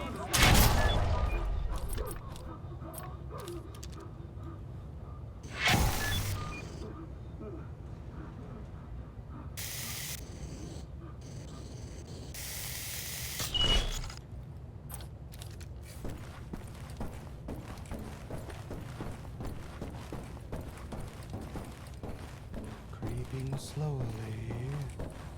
Oh. Nope! Oh, dumb move, Oxhorn, dumb move.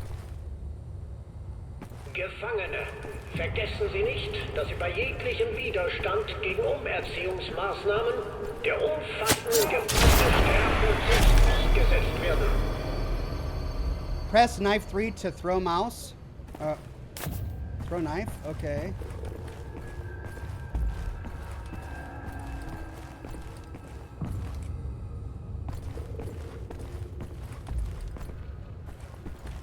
But I kind of want, it's my only weapon. You want me to throw it? All right. What do I take out? The cameras? Or the guard?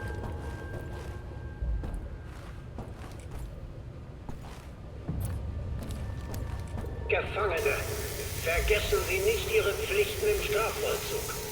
Sie befinden sich hier als Folge Ihres Handelns. Leisten Sie Ihre Strafe mit Würde ab.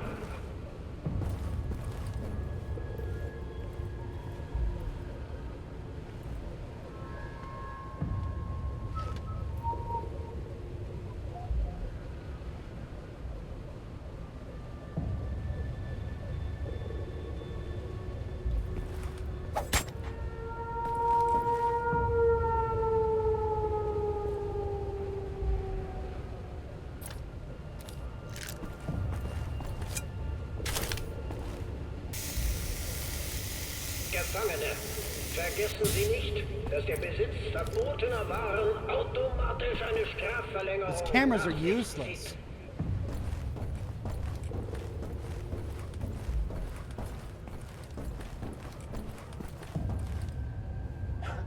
Was ist das? Na komm schon, harter Kerl!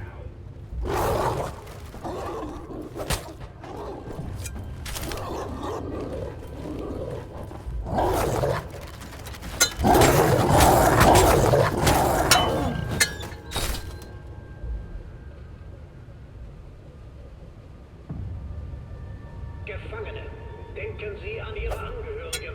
Nope. Lassen Sie sie nicht im Stich.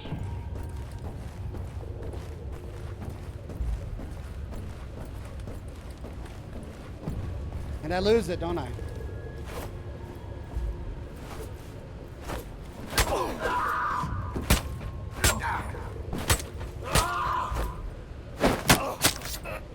Man, throwing knives are hard.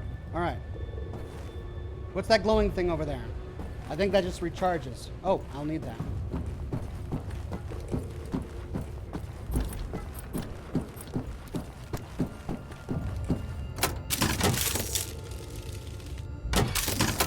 Gefangene, vergessen Sie nicht, dass unerlaubter körperlicher Kontakt zwischen Häftlingen automatisch eine Strafverlängerung nach sich zieht.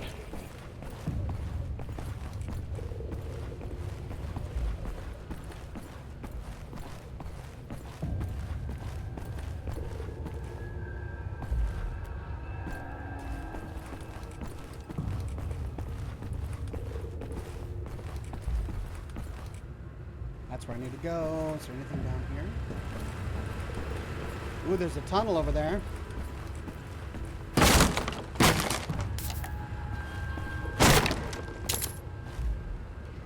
Do I go in the tunnel or do I pick this lock? Let's pick the lock.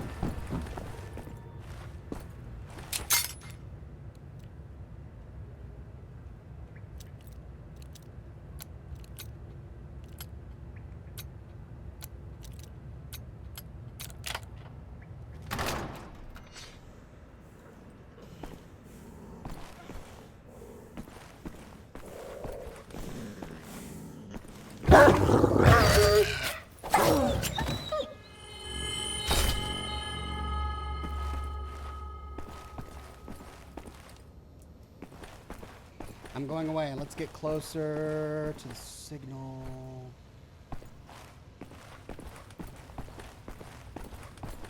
$11:10. Gotta be the laziest bunch of guards the world has ever seen. That's what I was thinking.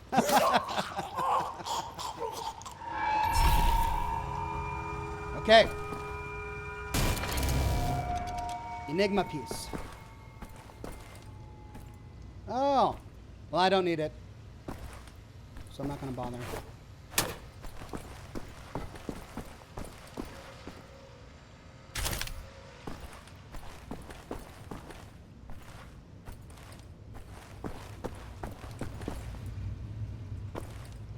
Well, before I pick the lock, let's go see what I missed. I saw something on the wall over here.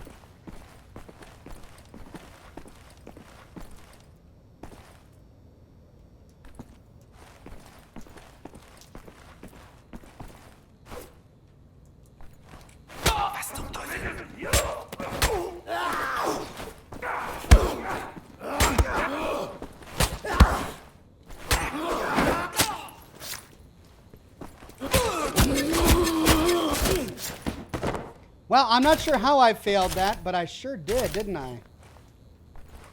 There's the key. Map. Need to go there. Something up there.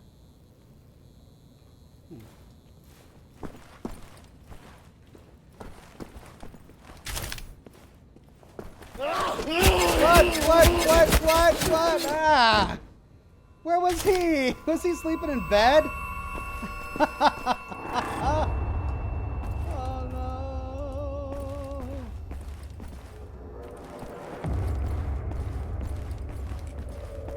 Let's explore the bathrooms. Why not?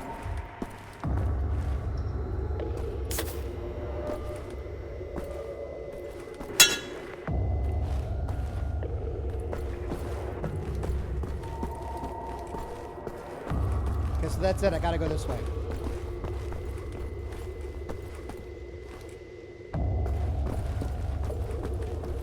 Benötigen Techniker zum Anhang der Flugzeuge. Wir haben hier noch Probleme mit dem Dampfdruck und vereinigten Spannungsspitzen.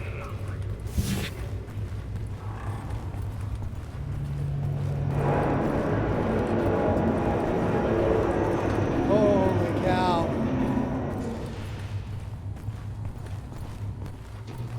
Glowy paper on the wall in the back room. Did I miss a glowy paper? All right.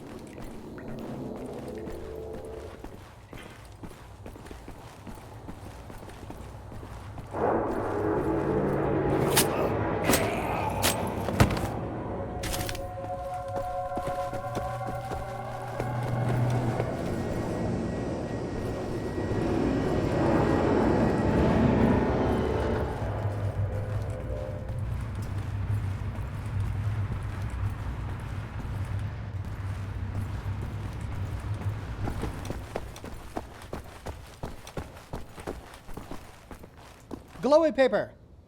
Scientist. Manhattan livable in just 5 years. Berlin, October 12th, 1960. Manhattan has been a radioactive wasteland for the past decade. They dropped the bombs on New York? There have been few attempts to go into the forbidden zone because of the risk of lethal exposure to radiation. But now scientists believe they may have a way to turn the radioactive ground zero of New York into a livable environment in just 5. This technology could make atom bombs safer to use without destroying the environment, said Professor Johann Tredut during this morning's press conference. Oh, talk about an alternate timeline.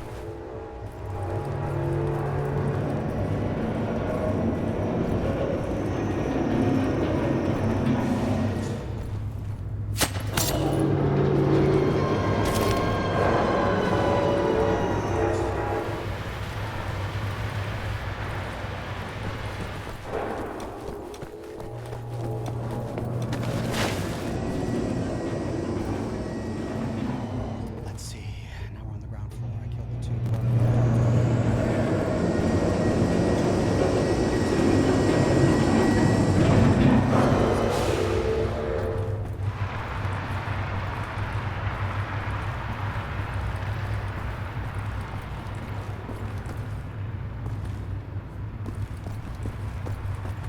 Wish I had a pistol.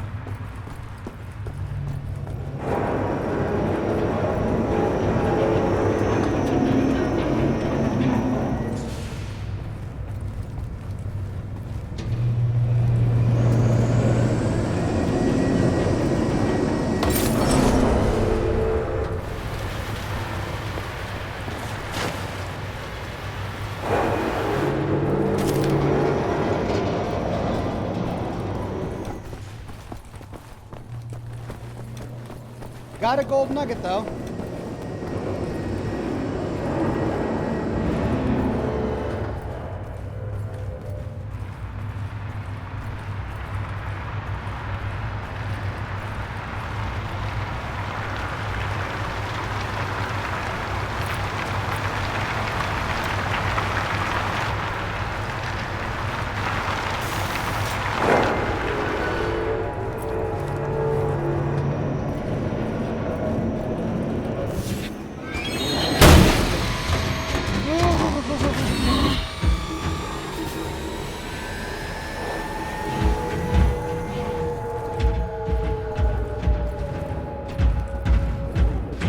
Is that just an exercise, or can he see me?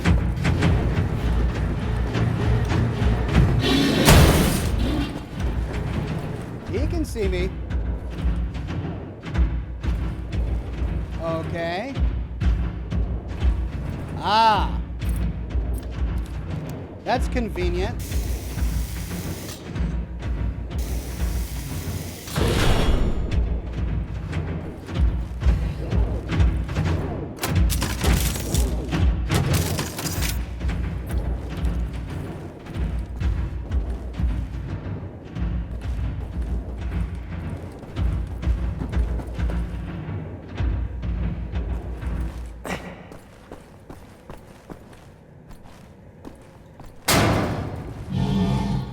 Oh, okay. I don't want to go in there. I don't want to go in there. Yeah, well, here's cell block B. Suppose B2 gotta be in here somewhere.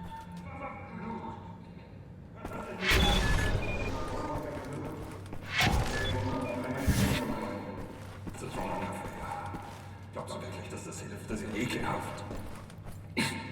Weißt du, was das Schlimmste in dem Ganzen ist? Jetzt hat's auch unsere Kinder erwischt.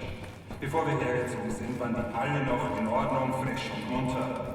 Aber in diesem Stadtteil, das ist die Stadtregierung, die verarscht uns. Mit dem Beton, da ist etwas nicht in Ordnung. Du nimmst eine Hälfte Zitronensaft und eine Hälfte schwarzen Kaffee. Das sagt sie. Treibst du eigentlich Leibesübungen jeden Tag in frischer Luft? Glaubst du das wirklich? Glaubst du wirklich, dass das in Ordnung ist? Das ist eine spezielle Fabrik.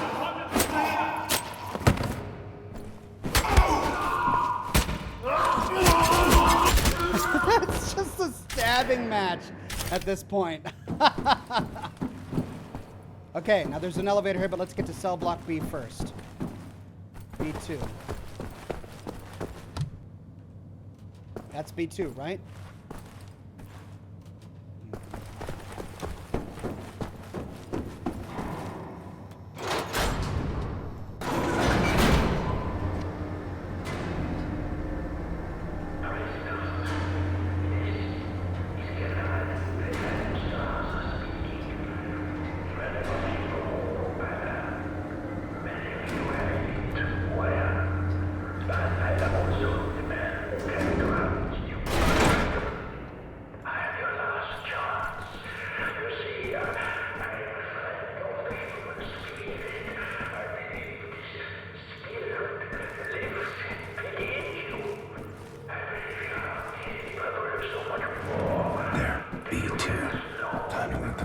Out of the cage.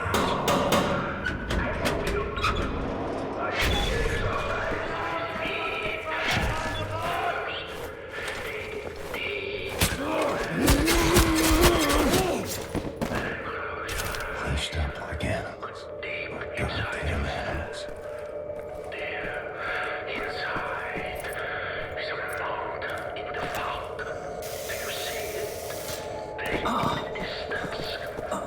So are these the guys that were murdering people that we read in the newspaper?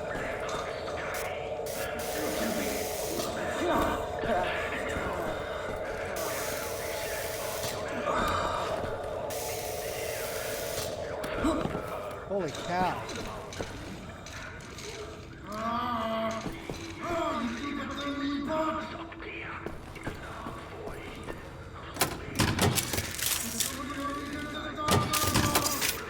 Yeah.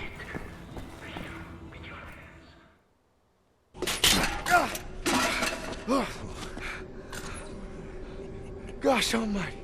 I thought I was a goner. And here you are, back from the dead, to save us all. Imagine that. Oh, what have you been up to, Captain Blazkowicz? Shooting, stabbing, strangling Nazis.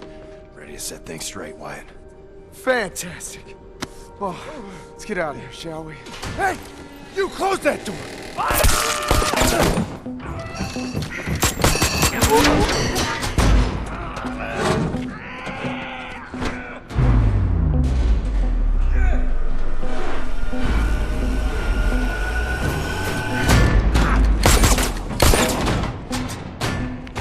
All right, let's get to work. Exactly how many are going to be left when this is done? Ambush the guards with what? Is there a way into the vent duct up there? Oh, thank you.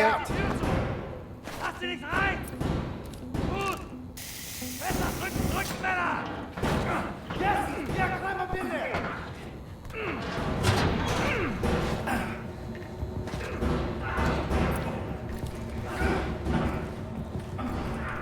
Oberland! Gefangene, bewahren Sie Ruhe!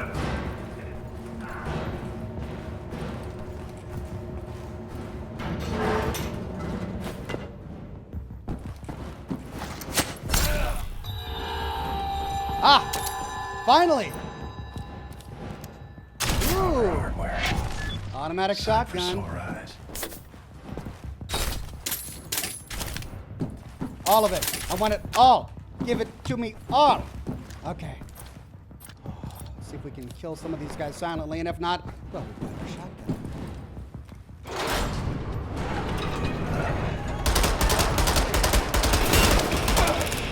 Did I say silently?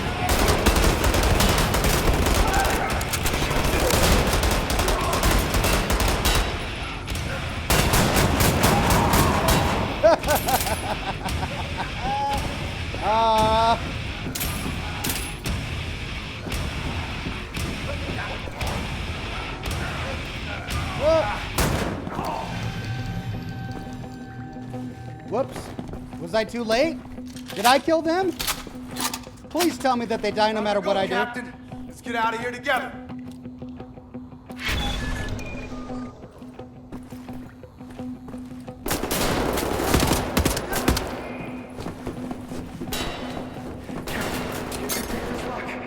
My fingers won't work right. They've been chained up for too long.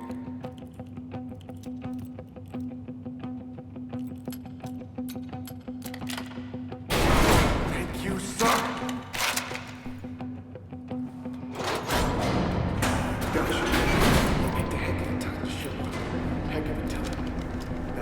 Left still fighting since the war.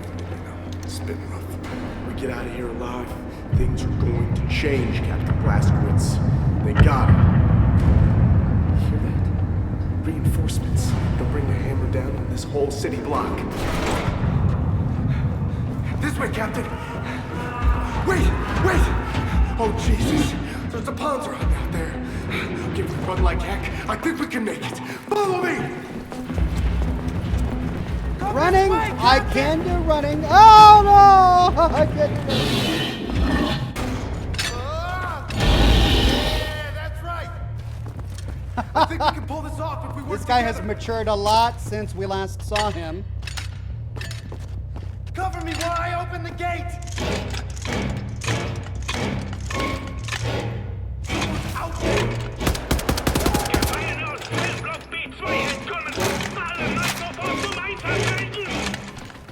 Take the lead, Captain. I'll be right behind you. I'm heading over to open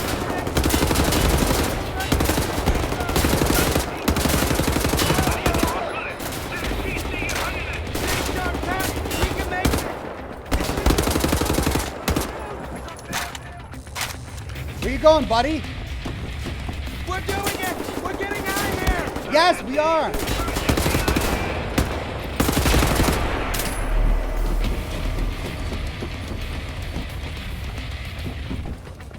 go?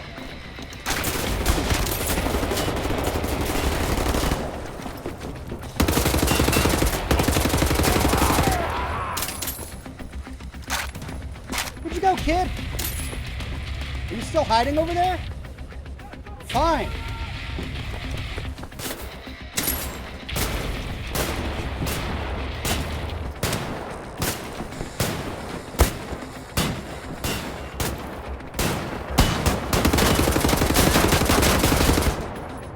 Well, that's not the way to do it.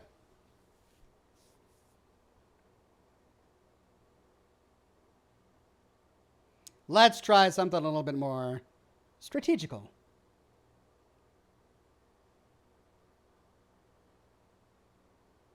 Loading, loading, loading. Jeremy says, love your videos and stream. Thanks, man.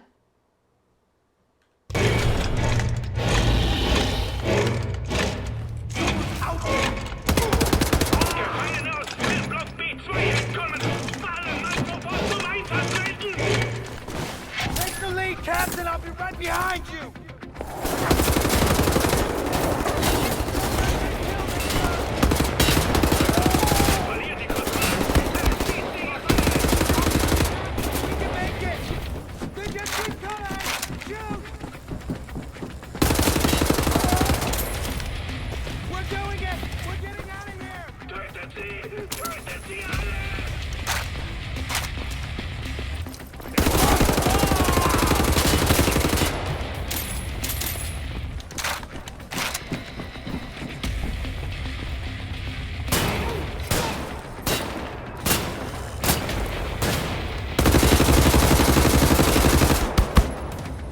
Wow. Wow. Okay, I just need to try a different gun or something.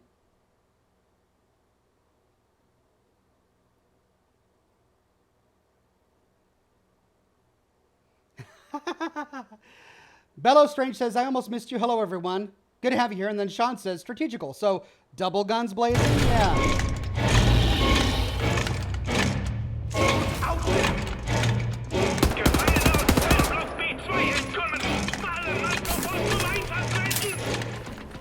Take the lead, Captain. I'll be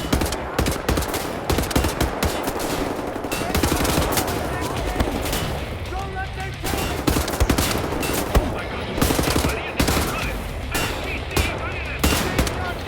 We can make it. They just keep coming. Shoot.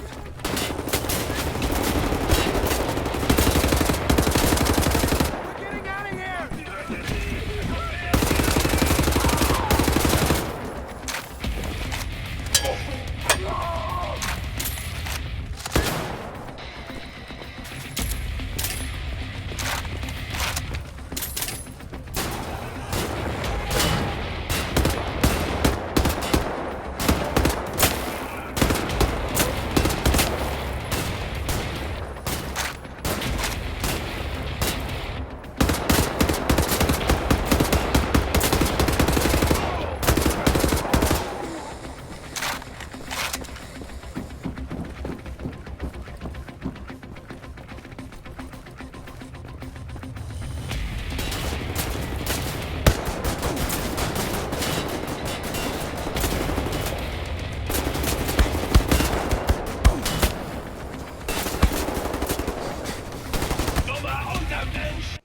Oh my gosh.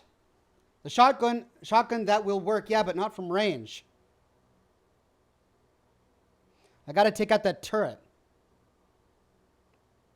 And I should probably stay up there because that's where they come from.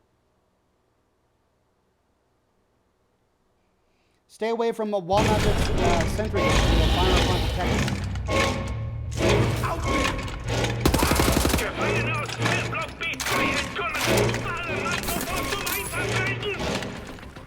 Take the lead, Captain.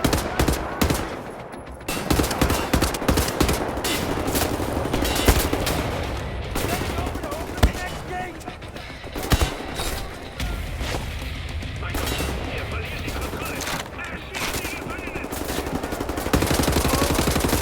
We just keep coming. Shoot.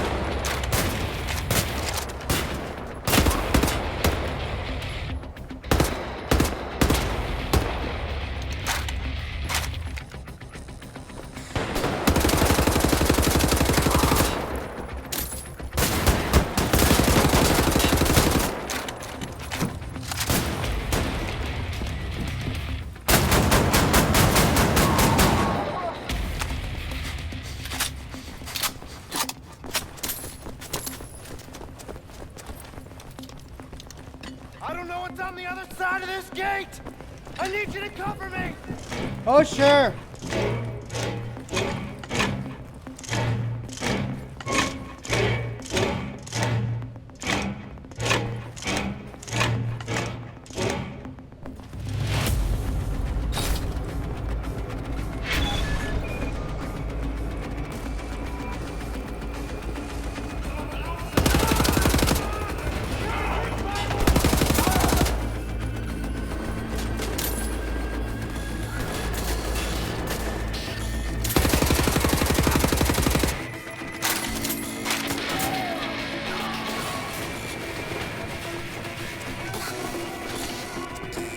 Where are you, kid? You stand back there? Fine.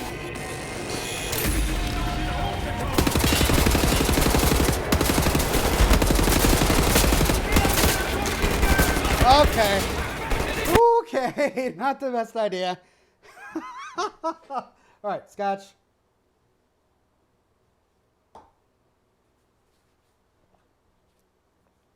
I shouldn't have gone around. I shouldn't have gone back. I should have gone around.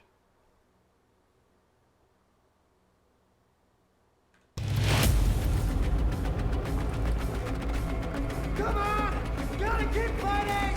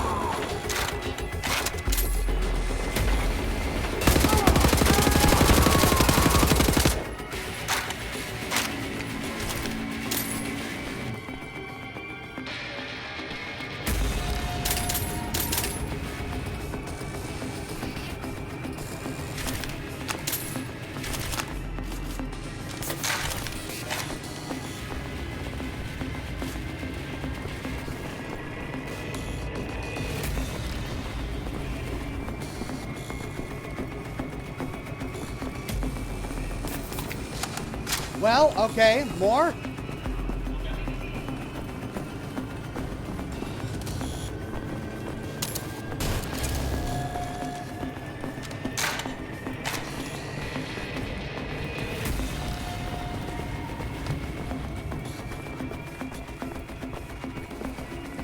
Just making sure I looted absolutely everything. Okay, he's moved.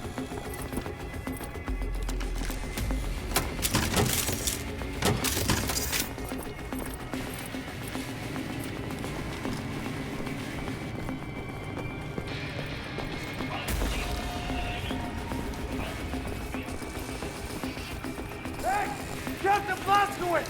What are you Head up doing? the stairs!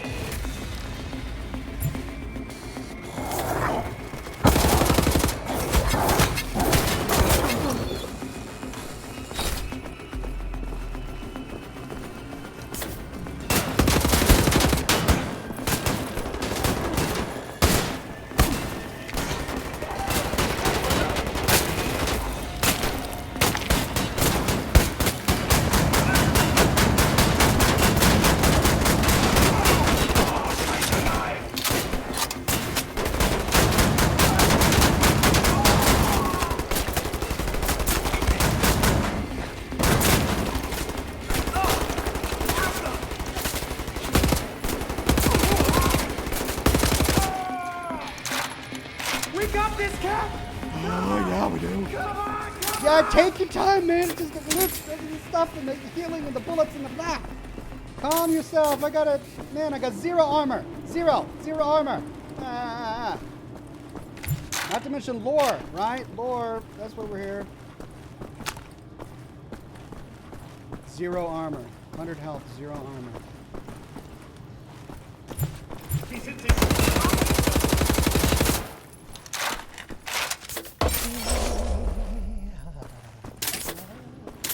You don't want any of this, buddy? You look kind of naked there.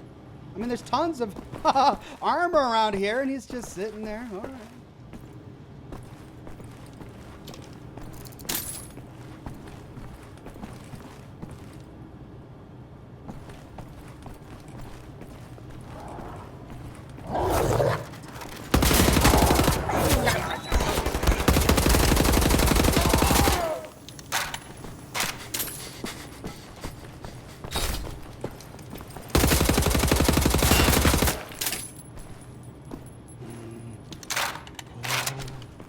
Low on health.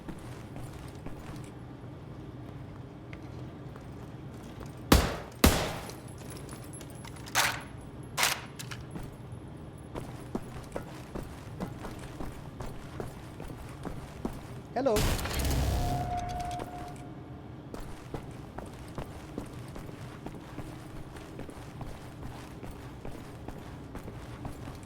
Hello.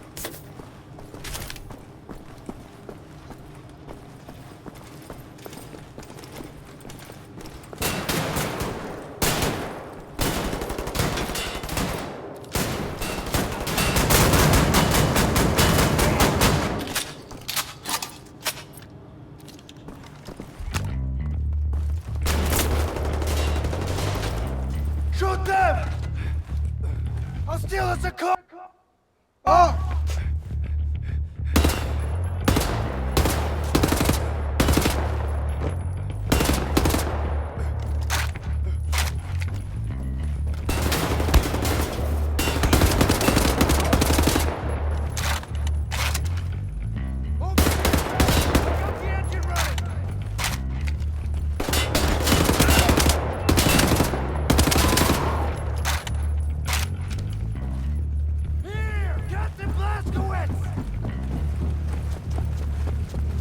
Alley-oop.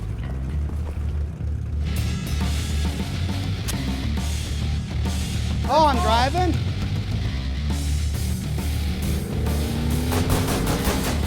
Just drive up the stairs! There's the big window!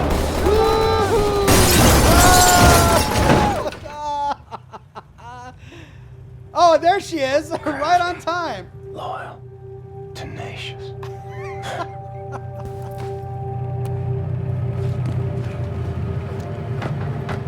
Got it!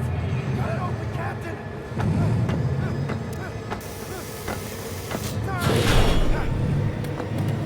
Thank God we landed right on that.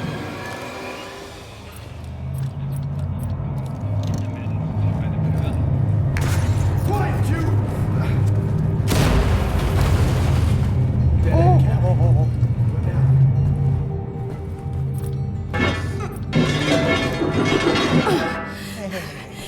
I can't believe you made it out of there.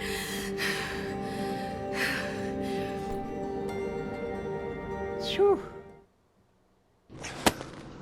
Do any of you know how to hotwire a car? The guy just drove a car.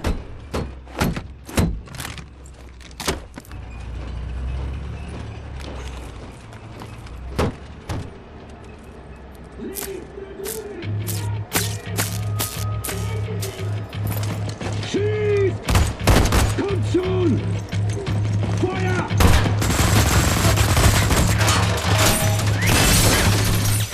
Oh, good. Please tell me you know where to go. I'm taking you home!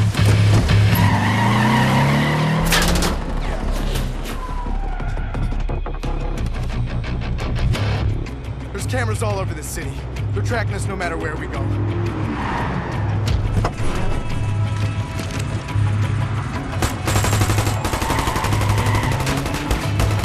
Nighttime will be easier, with more options.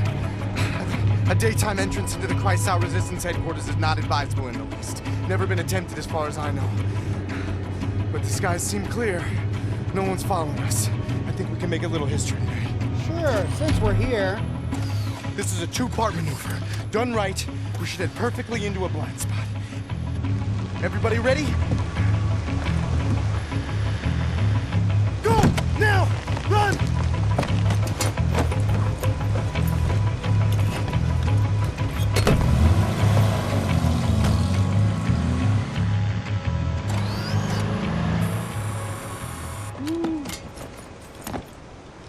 thing about the Nazis is they really are stupid. So long as we're hidden by this mist, no one will see us. Now, for the second part, the jump.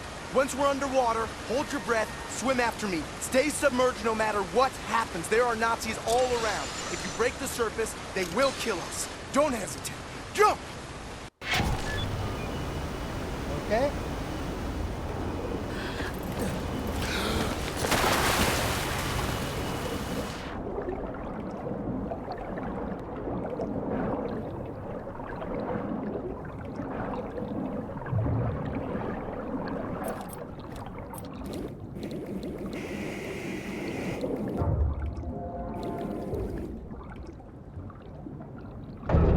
There we go.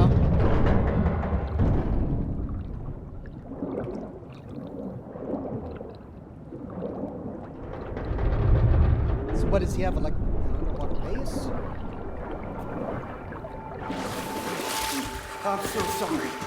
There was no grate in front of that hatch when I left.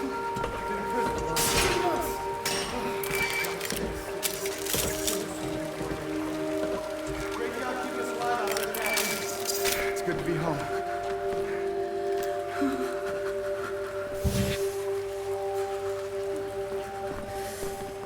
So this is their base. Well, let's meet the resistance.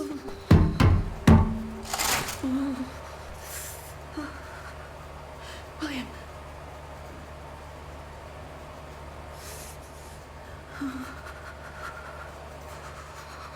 Yeah, it's me. Hello.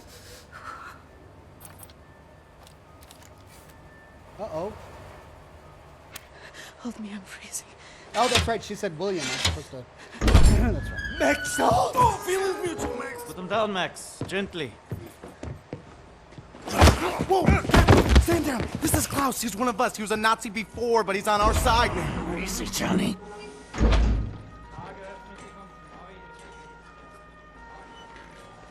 How is this possible? We're in the very center of Berlin. You're hiding in plain sight. It's the last place they would look out. Will they not hear us? Best to keep your voice down, then, yeah? Fuck me. B.J. Blazkowicz. I should have known only you would be dumb enough to do a daytime entry. Man, Glad to have you back, Wyatt. Caroline, you're alive. If you call shitting in a bag living, 3 pulverized vertebrae. You? Head trauma, 4 inches of cast iron shrapnel right in the conch. Still in there. Severed colon, septic shock, shattered pelvis. Memory loss, flashbacks, 14 years in a loony bin. Good to see you, William. So, what can you do? For your collection, Jay. Wow, so happy to, see you, man. What's it been, 3 months since they hauled you away? Thought you were dead, actually. They send people off to that prison, they, don't come back, you know? It's a trip, and you brought some new cats with you, actual, reinforcements. It's cool, man. I am hearing interesting things out of London. I have a folder marked Project Whisper, but someone has borrowed it. Klaus, I believe it was. Can you find it and bring it to me, would you please, Captain? Now that you are here, I think we can do great things. Why don't you sit with me, Miss Anya? Listen in on these frequencies. Anything out of London, make a note of the time and write down as much as you can. Here is pen and paper. New objective, talk to Klaus. Okay. You know what? We've got a great new base to explore. We get to meet the resistance fighters in the middle of Berlin. That'll be great. This is the 3rd episode of Wolfenstein, the New Order. We completed Wolfenstein, the Young Blood, or I forget which, Old Blood. There was the Old Blood. And that was a blast, but this is only the 3rd episode of this, so we're in the middle of the beginning. We are on our way. We'll continue to do this during Scotch and Smoke Rings every Thursday night, 7 o'clock p.m. Pacific time. Pardon me, for those of you coming to the broadcast right now, I'm streaming Fallout 76 all this week. Don't worry about that. But on Thursdays is my show, Scotch and Smoke Rings, at 7 o'clock Pacific time. And that's when we do other things. Try things like Wolfenstein. So that's what we're doing today. Anyway, thank you for coming to this week's episode of Scotch and Smoke Rings. Tune in next week, same Ox time, same Ox channel for episode 400 and... 86, is it? I don't even know. But tomorrow, we will be doing more Fallout 76. However, I do have an appointment tomorrow, so we're going to have an early program. I don't know how early. It might be really early, or it might be around 10 o'clock. It'll be no later than 11. So, yeah, I'm making things difficult for you. But I'll be broadcasting till around 2. I have a hard stop at 2.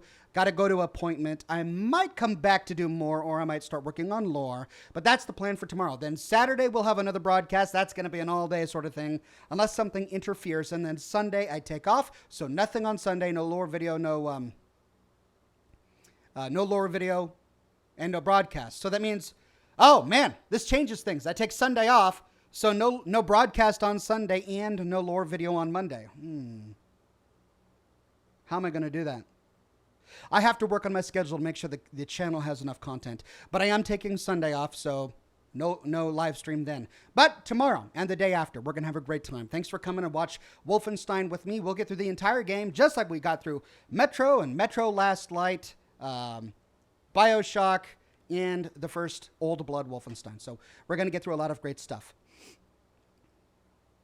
You guys have a fantastic evening, and I'll see you tomorrow morning bright and early with a brand new live stream. Have a good one.